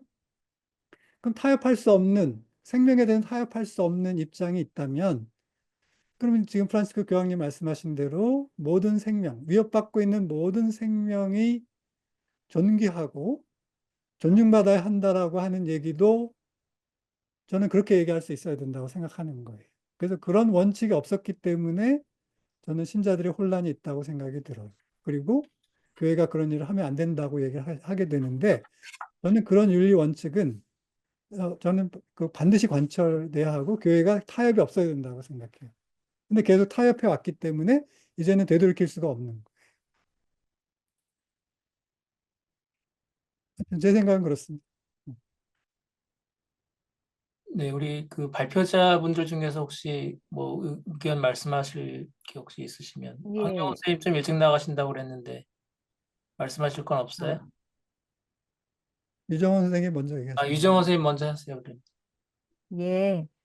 저는 그 아까 이제 그 공예 이후에 한국의 뭐 소공동체 운동 그다음에 이제 이런 얘기를 했는데 저희 어머니가 이제 80년대 초반부터 소공동체 운동의 그런 뭐 반장이나 뭐 구역장 이런 활동도 쭉 한 30년 가까이 하시는 동시에 레지오 마리아 활동을 굉장히 열심히 하셨어요. 그리고 오히려 소공동체 운동보다 레지오 마리아 활동을 하면서 그 동네에 신자를 넘어서서, 그러니까 저희 어머니가 저희 친정이 이제 봉천동 약간 산동네 그쪽에 살아서 가난한 분들도 많고, 그래서 신자들끼리도 연대가 잘 됐고, 그래서 아픈 사람 방문한다든지 병원에 데려다 준다든지, 뭐 집안에 문제가 있으면 신자건 아니건 상관없이 이렇게 서로 이 친밀한 관계를 형성했는데, 그러니까 레지오 마리아 활동이 제가 이제 한국 그 교회사 보면은 소공동체 운동보다도 더 어떻게 보면 활성화된 경우가 특히 이렇게 있는데, 그 부분은 우리 이 미완의 이 공유의 이거와 별로 연관이 없다고 보시나요? 이 자료에는 레지오 마리아 활동에 대해서는 별로 나오지 않아서 여쭤봅니다. 넓게는 이제 사도직 단체라고 얘기를 했고요. 그, 그 레지오 마리에가 우리가 흔히 그렇게 얘기하잖아요. 그러니까 그 창립됐던 아일랜드는 별로 성공하지 못했는데 굉장히 먼 곳에 와서 물설고 모든 게 낯선 곳에 와서 꽤 성공한 모델이 됐고, 그리고 한국에 그 전 세계에서 가장 많은 레지오 단원이 있는 데가 한국교회라는 거예요. 그러면 저는 레지오가 어떤 게 훌륭해서 그럴까? 어떤 요소가 한국 사람들의 무엇과 맞아서 그렇게 큰 단체가 됐고, 사도직 단체에서 제일 큰 단체잖아요. 역사도 제일 그래도 좀 오래됐다고 볼 수 있고. 그래서 물론 대부분의 사도직 단체가 수입된 것이긴 하지만 왜 이렇게 성공했을까라고 생각해 보면 거기에 그런 요소가 다 들어있어요. 공동체적인 요소가. 그리고 그 지금은 안 그렇습니다만 그 초창기에서 적어도 그 90년대 소공동체 운동 시작하기 전까지는 이분들의 활동의 영역이 교회 안이 아니었어요. 교회 바깥이었어요. 근데 지금은 다 교회 안으로 들어왔죠. 그러니까 바깥에서 할 일이 줄어든 탓도 있지만 지금은 교회 밖에 안 나가요. 그래서 활동을 어떻게 받나 보면 뭐 누가 특강이 왔는데 그 신부님의 특강을 듣는 게 활동이야. 근데 옛날에는 이분들이 다 지역에 나가서 가난한 사람들과 일주일에 2시간을 같이 보내는 거예요.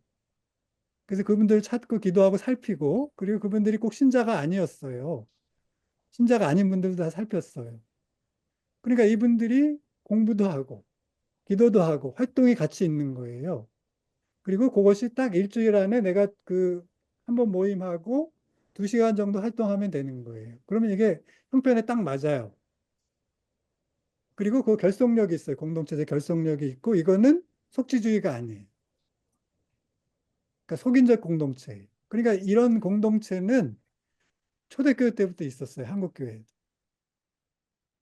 그러니까 저희는 지금 들어와서 지금 모습이 그냥 현대의 모습이 전부라고 생각하는데, 제가 교회사를 공부하면 할수록 아, 이게 초창기부터 그랬구나. 초대교회 때부터, 한국교회 초대교회 때부터 계속 그런 사도직 단체들이 있었고요.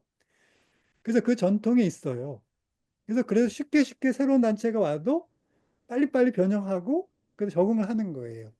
그래서 레지오가 어느 날 갑자기 이렇게 그 뭐가 대단히 훌륭해서 뭔가 이렇게 꽃을 피운 게 아니라 이미 한국 사람들 안에, 한국 신자들 안에 있는 그런 문화가 있는데 그런 문화에 잘 맞는 것이 온 거예요.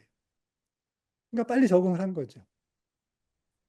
그리고 그것이 큰 역할이 컸고요. 그리고 그 적어도 90년대까지는 레지오 마리에가 선교에서 차지하는 비중이 엄청 컸다고 봐요. 저는 그 공로가 있다고 생각하고요. 그래서 이런 경험들을 이 소공동체 운동을 도입하신 분들이 너무 간과했다. 그래서 구역반이 소공동체는 아니거든요. 근데 그걸 그냥 그 공동체라고 규정해버리고, 그러니까 교회 행정 조직을 공동체라고 했다는 거예요. 그건 안 맞는 거였죠. 그러면 그걸 공동체로 변화시키려면 굉장히 오랜 시간이 걸리는데, 그런 노력을 하다가 중간에 그만두고, 그리고 이미 그런 공동체로 운영되어 왔던 것들을 못하게 하거나 약화시키니까, 이게 같이 성공할 수 없었다고 저는 생각하거든요. 네, 제 생각은 그렇습니다. 제가 예, 안녕하세요. 저는 우리 신화연구소에서 근무하고 있는 황경훈입니다. 소장님 말씀 들으면서 9시에 줌이 있어서 제가 지금 9시 넘었으니까 한마디만 그 말씀을 드리고 싶은데 안 선생님이신가요? 하 선생님이신 좀 전에 말씀하셨던 하유경 선생님. 네네 하 선생님 그 어, 제가 발표할 주제는 저도 비슷한데 적응과 쇄신 혹은 그 수용과 쇄신 관점에서 2차 바티칸 공예와 이제 신호들을 비교하는 건데 어 신호드의 그 23년도하고 24년도에 종합 문서하고 종합 보고서하고 그 최종 문헌을 보면은 여성이 전자는 43번, 그다음에 후자는 53번 언급이 돼요. 그리고 인티그럴 이콜로지라고 하는 말이 전자는 한 번, 후자는 두 번. 그러니까 다른 말로 해서 여성과 생태와 관련해서는 2차 바티칸 공의회보다 지금 현재 우리가 봤던 그런 시노드에서 얘기가 많이 됐다. 그렇다고 구조적으로 여성들의 지위라든가 혹은 여성 사제나 부제의 어떤 어, 서품 이런 게 얘기가 되지는 않았잖아요. 그런 측면에서 한계는 역시 있는데 그럼에도 어, 그 60년 전의 공예를 보자면 그런 측면에서는 어느 정도 발전이라고 볼 수 있겠다. 근데 특히 한국 천주교회나 아시아 교회를 돌아보면 오히려 이제 발전하지 않았던 측면도 굉장히 많았던 것 같아요. 1920년대에 지오세라든가 25년도 올해가 이제 100주년 되는 해거든요. 가톨릭 노동 청년회죠. 그 활동들이 그렇게 활발하게 벌어져 왔는데 아시아나 한국 같은 경우에는 실질적으로 지금 60년 바티칸 공의 이후 그쯤에서 이렇게 꽃을 피게 되는데 그 뒤로 그 자체적으로는 열심히 했는데 이게 굉장히 사라져 가잖아요. 이런 것들이. 어, 근데 저희 같은 경우에는 제가 이제 이게 제도적이고 구조적이라고 한다면은 어, 교황님이 건강해서 돌아오셔서 지금 업무를 보시는 게 너무 다행스러운 일인데 28년까지 3년 동안 어, 그 두 차례에 걸친 신호도 총회에서 나온 그런 거를 실천해야 되는 그런 시기를 28년까지 마련했잖아요. 그래서 아마도 한국 천주교회도 저는 그 권력의 핵심에 있는 분들이 그런 컴포트 존에서 그런 안락한 자리에서 나오지 않으려고 하는 권력에 대한 탐욕이라든가 이런 게 가장 큰 문제라고 생각을 하거든요. 한국 천주교회가 권력을 독점하고 있는 사람들이 그거를 내려놓으려고 하지 않고 수도자나 사제의 정신으로 살려고 하지 않는다면 그거보다 더 큰 문제가 뭐가 있겠어요. 그러니까 이제 그런 상황에서 얼만큼 신호대의 결과들, 아까 얘기했던 종합 보고서와 최종 문서에 담긴 그런 권고안들, 이런 것들을 지역 차원에서 어떻게 실천할 건가에 대한 거를 안 하려고 한다. 그러면 우리 같은 우리 신학연구소에서는 어떤 걸 할 것인가? 아까 소장님 말미에 이제 그 말씀하셨던 그 교황님의 말씀하셨던 그러한 걸 인용하면서 얘기했던 것, 작은 실천, 프로젝트나 프로그램 같은 것들을 어떤 식으로 해나갈 건가.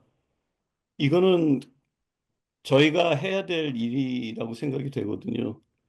그러니까 종합보고서나 이 최종 문헌에서 얘기되었던 것들을 아까 얘기했지만은 그러한 아주 완고한 권력의 성직주의화, 성직주의가 독점하고 있는 모든 것, 이런 것들이 너무도 강고하기 때문에 이거를 어떻게 뭐 평신도의 힘을 해체하기는 어려운데 그럼에도 불구하고 할 수 있는 것들을 조그맣게 이렇게 해나가는 게 가장 중요하겠다. 그 중에서도 이제 여성 문제와 상태 문제와 그다음에 이제 교회 운영과 관련해서도 마찬가지겠죠. 그런 거에서 얼마만큼 중요한 자리에 평신도를 등용하고 교황님처럼 그렇게 해낼 것인가, 그렇게 그 문호를 평신도한테 열 것인가. 저희는 아니더라도 저희의 후배들, 지금의 어떤 40대, 50대 이런 후배들한테, 그런 능력 있는 후배들한테 문호를 개방해서 함께 협의하고 함께 협력해서 함께 공동 합의로 나가는 게 시노달리티라고 생각을 하는데, 그렇게 하지 않으려고 하는 세력과 그렇게 하려고 하는 평신도들이 대립되거나 부딪히거나 이런 것보다는 조금 더 어, 조화롭게 공존하고 협력해 나가는 방향으로 한국 천주교가 나갔으면 하는 바람이 크고, 그렇지 않을 경우에는 좀 다들 힘들어지지 않겠는가. 그거는 지금 권력 중심에 있는 주교들, 사제들 이런 사람들한테 달려 있다. 이렇게 생각을 합니다. 이상입니다. 네, 제가 감사합니다. 아까 원주 얘기했는데 거기 원주에 이강록 선생님 들어오셨네요. 뭐라도 한 말씀 하시죠? 아, 다 소장님 아시는 분들이세요? 네, 네, 제가 좀 존경하는 분입니다. 아, 안 들려요, 선생님. 제가 좀 바깥이라서 시끄러워가지고 말씀을 못 드렸는데, 그래도 양해해 주시고요.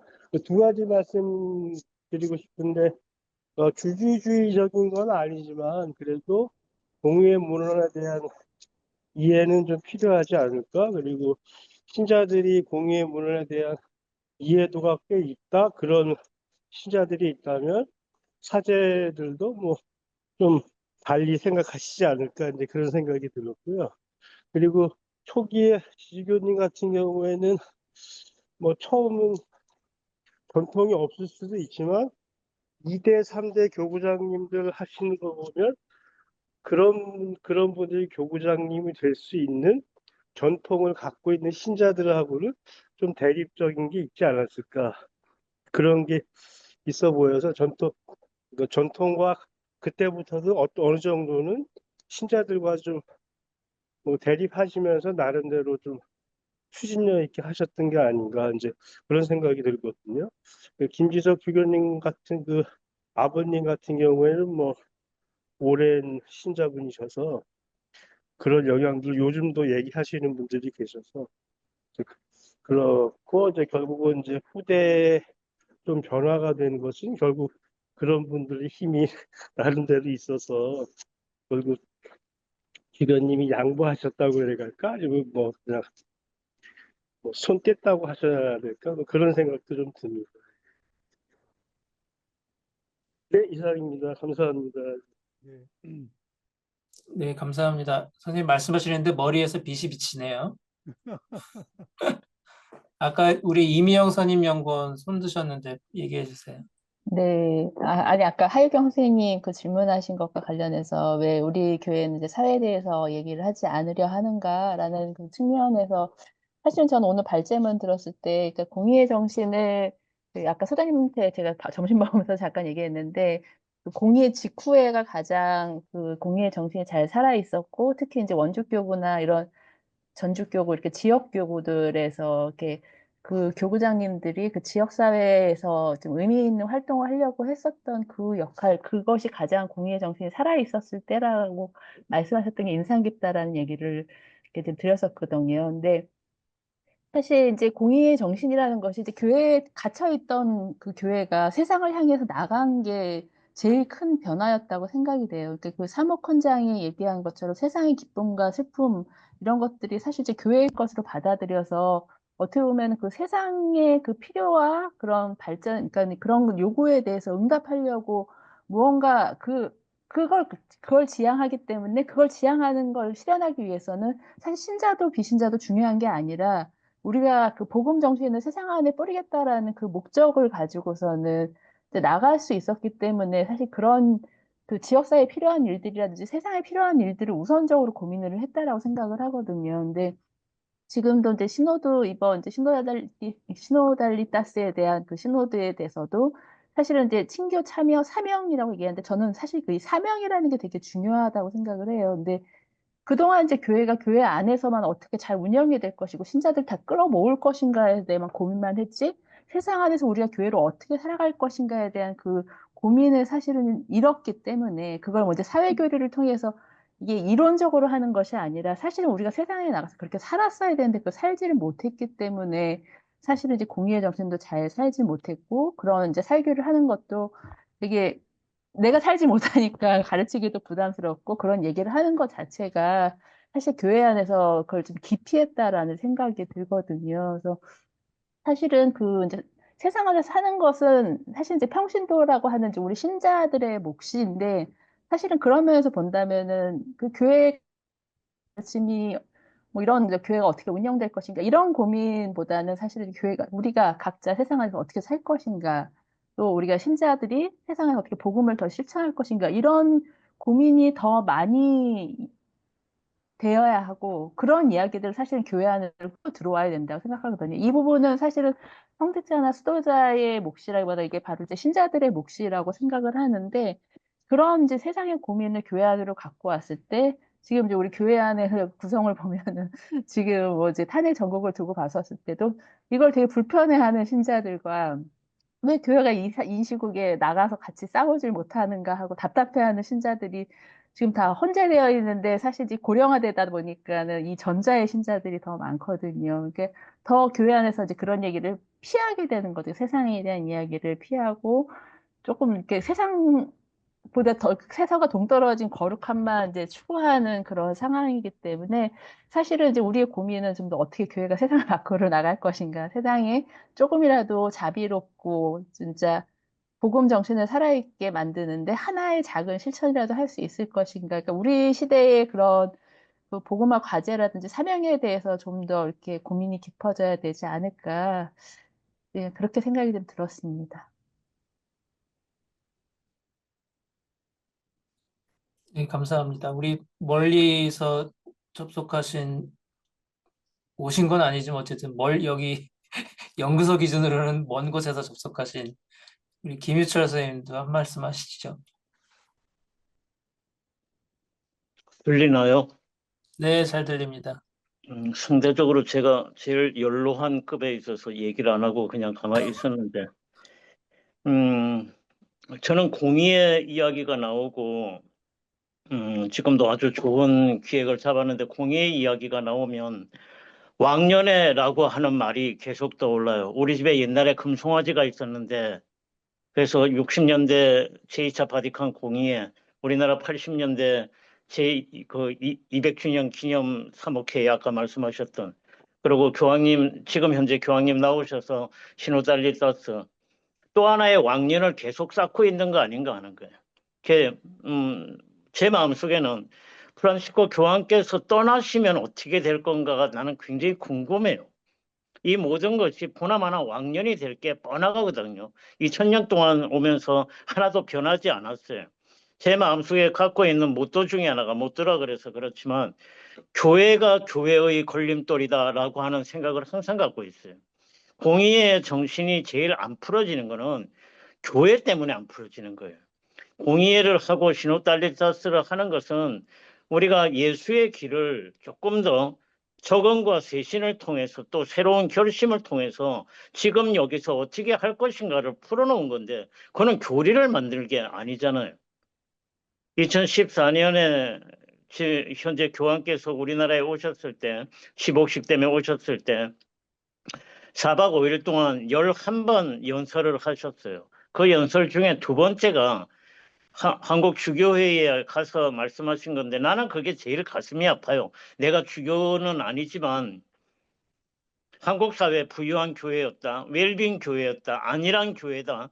번역의 신학에 빠지지 마라. 근데 그 말을 어떻게 알아들은 거예요? 나는 그거나 지금 현재 공의의 정신이 뭐 아직도 60년이 지났는데도 안 됐다. 시노달리타스가 아직 안 됐다 하는 이야기는 그 말하고 그대로 1대1이라고 생각을 하거든요. 그래서 앞으로 이제 세미나가 계속 진행이 될 건데 우리 신학연구소의 또 우리 여러 구성원들이 생각하는 거를 조금 조목조목 우리가 정리를 해서 우리가 갈 길을 또 만들어 가면 되지 않겠나. 일단 오늘 여기까지만 말씀드릴게요. 네, 감사합니다.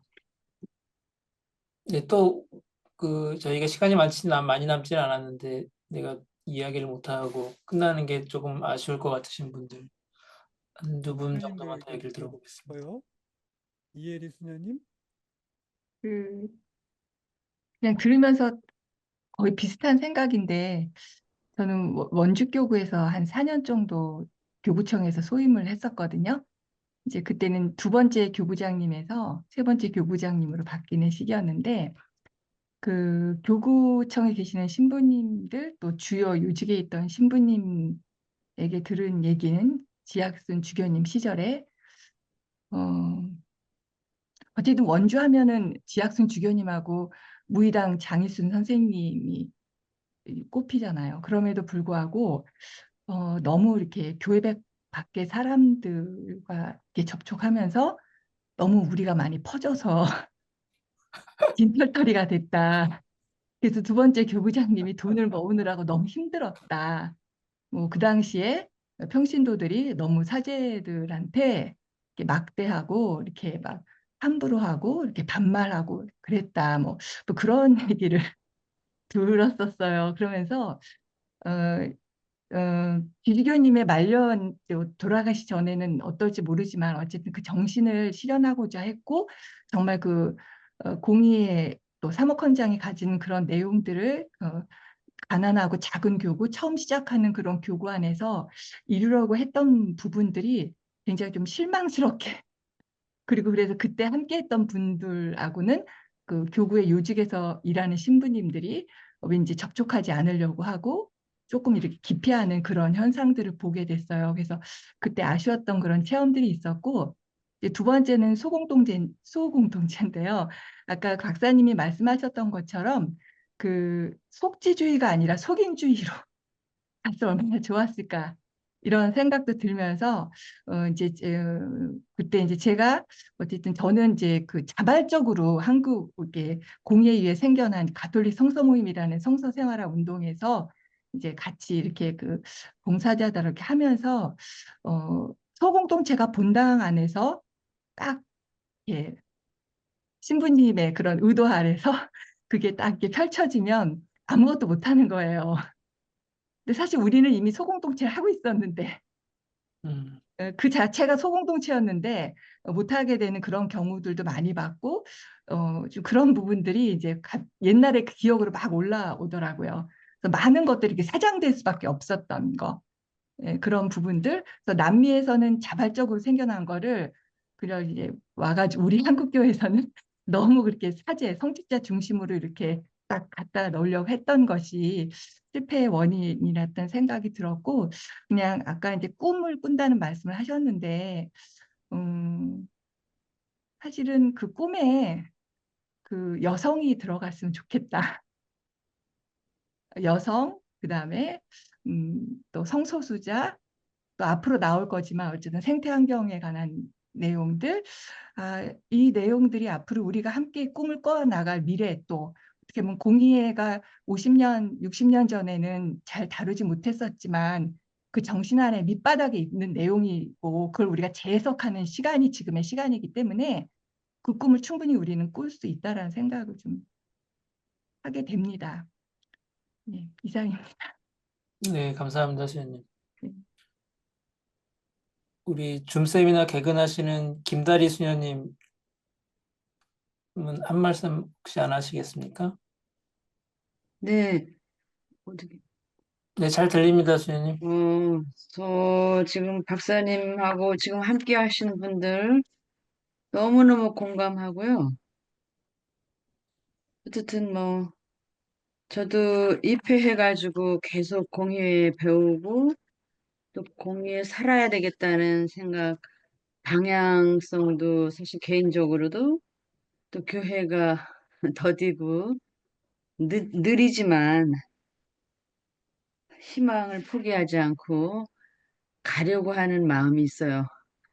사실 이번에 시노달리 따스도 유야무야 또 시간 지나가고 또 교황님들 저런 편찮으신 이제 모습 안에서 우리가 그냥 뭐 무슨 이슈로 왔다가 가나 이런 생각도 좀 들고 그래서 지금 아쉬운 것은 정말 뭐 주교님도 계시고 그렇지만은 사제들이 좀 구심점이 돼주고 좀 깨어 있으면 좋겠다. 그래서 이렇게 의식 있는 깨어 있는 사람들의 그 불을 함께 이렇게 꺼트리지 않는 그 중개 역할이 저는 사제들이라고 생각이 들어요. 예, 물론 우리 각자도 있지만 이제 제가 본당에서 있지만은 그래서 이런 부분에 아쉬움 많이 있지만 또 한번 또 희망하면서 또 아까 어떤 선생님 말씀하셨어요. 교회가 안 바뀌었다. 그런 표현을 했는데 그것은 내가 안 바뀌었다. 사실 그런 말로도 저는 제가 해석을 하고 이제 가려고 하고요.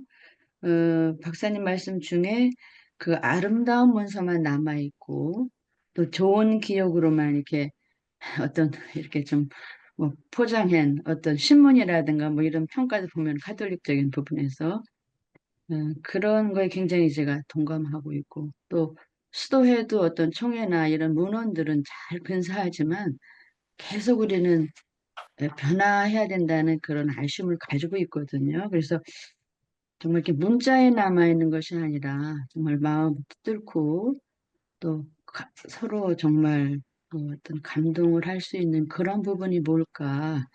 그것이 어떤 뭐 이론도 있겠지만은 이제 그런 부분에서 우리가 좀 더 내면화하는 부분으로 간 어떤 방향도 좀 잡았으면 좋겠고요.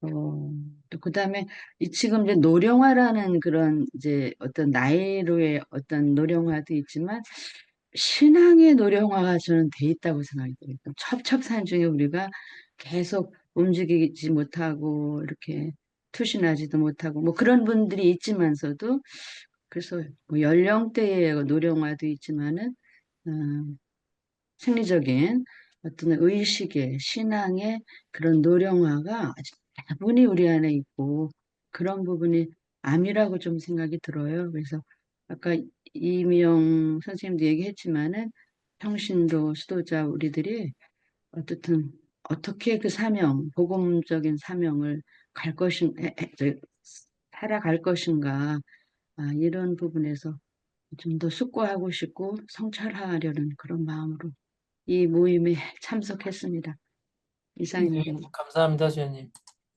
혹시 제가 참석하신 분들을 전체를 다 모르는데 혹시 참석하신 분 중에 신부님이나 또 혹시 계실까요? 없으신 것 같죠?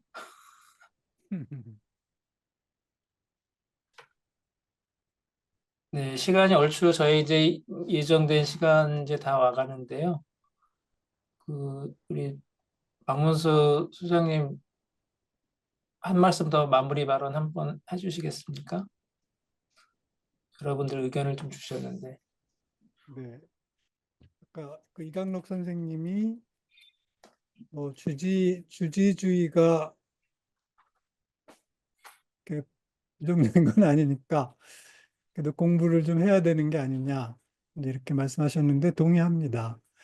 그런데 그 이제 항상 공부하는 사람들이 갖고 있는 약점 중에 하나가 뭐든지 다 알아야 된다고 자꾸 생각하는 것 같아요. 그래서 저도 늘 모임할 때 제일 먼저 공부부터 해야 된다고 이제 그렇게 얘기를 해왔는데 보니까 그 실제로 일이 될 때는 먼저 사는 게 되는 것이 더 중요하더라고요.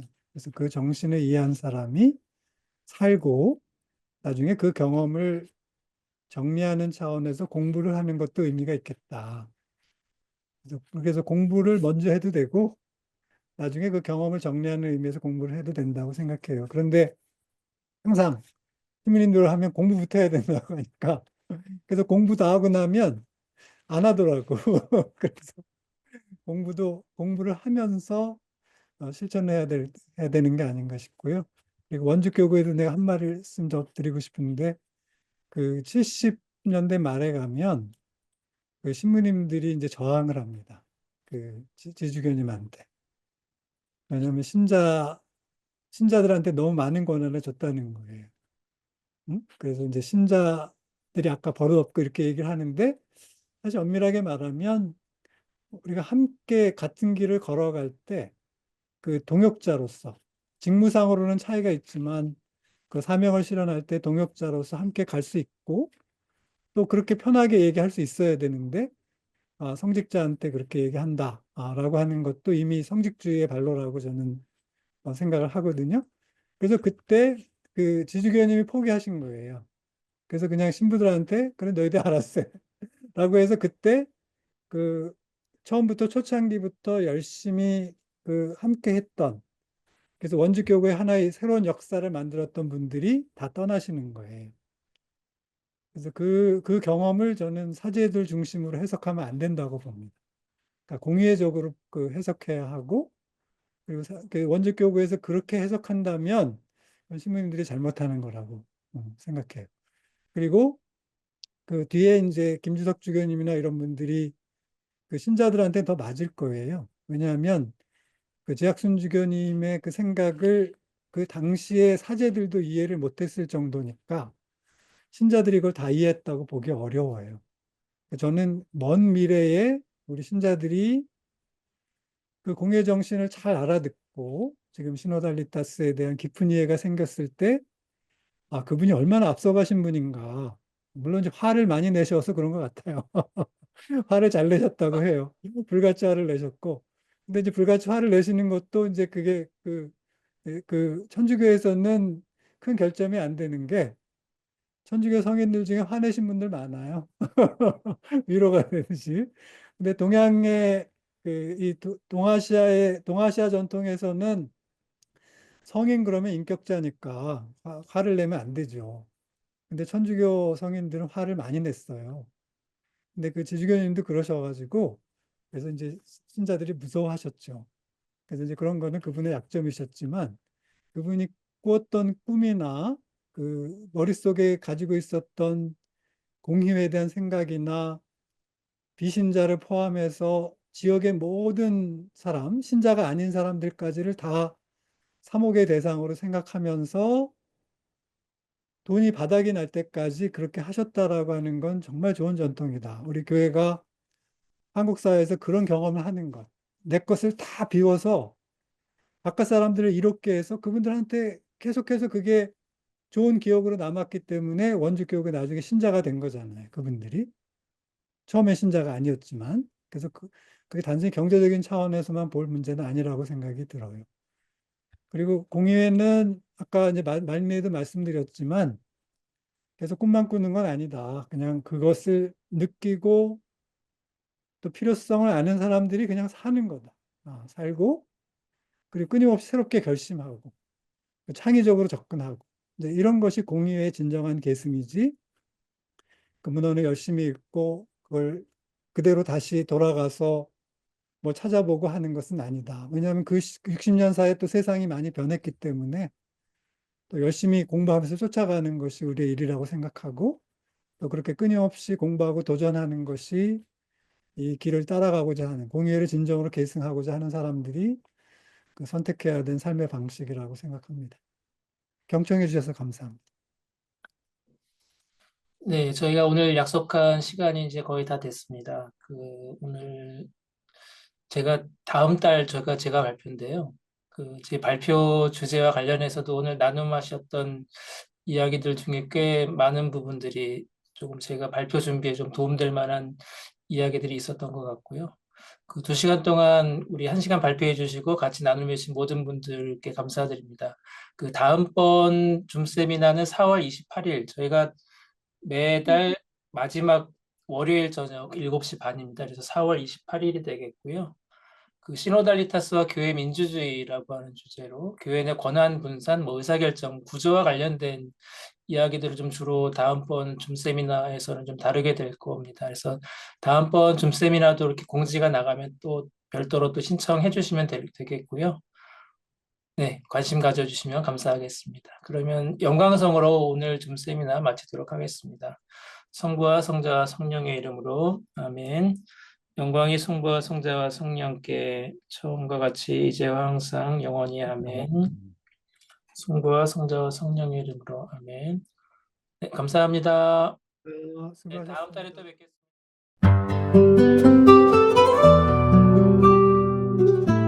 가톨릭 평론은 복음적 시선으로 세상과 교회를 섬세하게 관찰하고 분석하고 대안을 고민하는 매체입니다. 가톨릭 평론은 교회가 세상 속에서 세상과 다르게 존재함으로써 해방을 선포하는 구원의 성사가 되도록 신앙인들이 함께 성찰하고 대화하는 도구가 되고자 합니다. 성숙한 신앙으로 안내하는 가톨릭 평론의 정기 구독자가 되어주시기를 청합니다. 이 책을 꼭 읽어야 할 분들에게 보내는 선물 구독이나 기증도 환영합니다.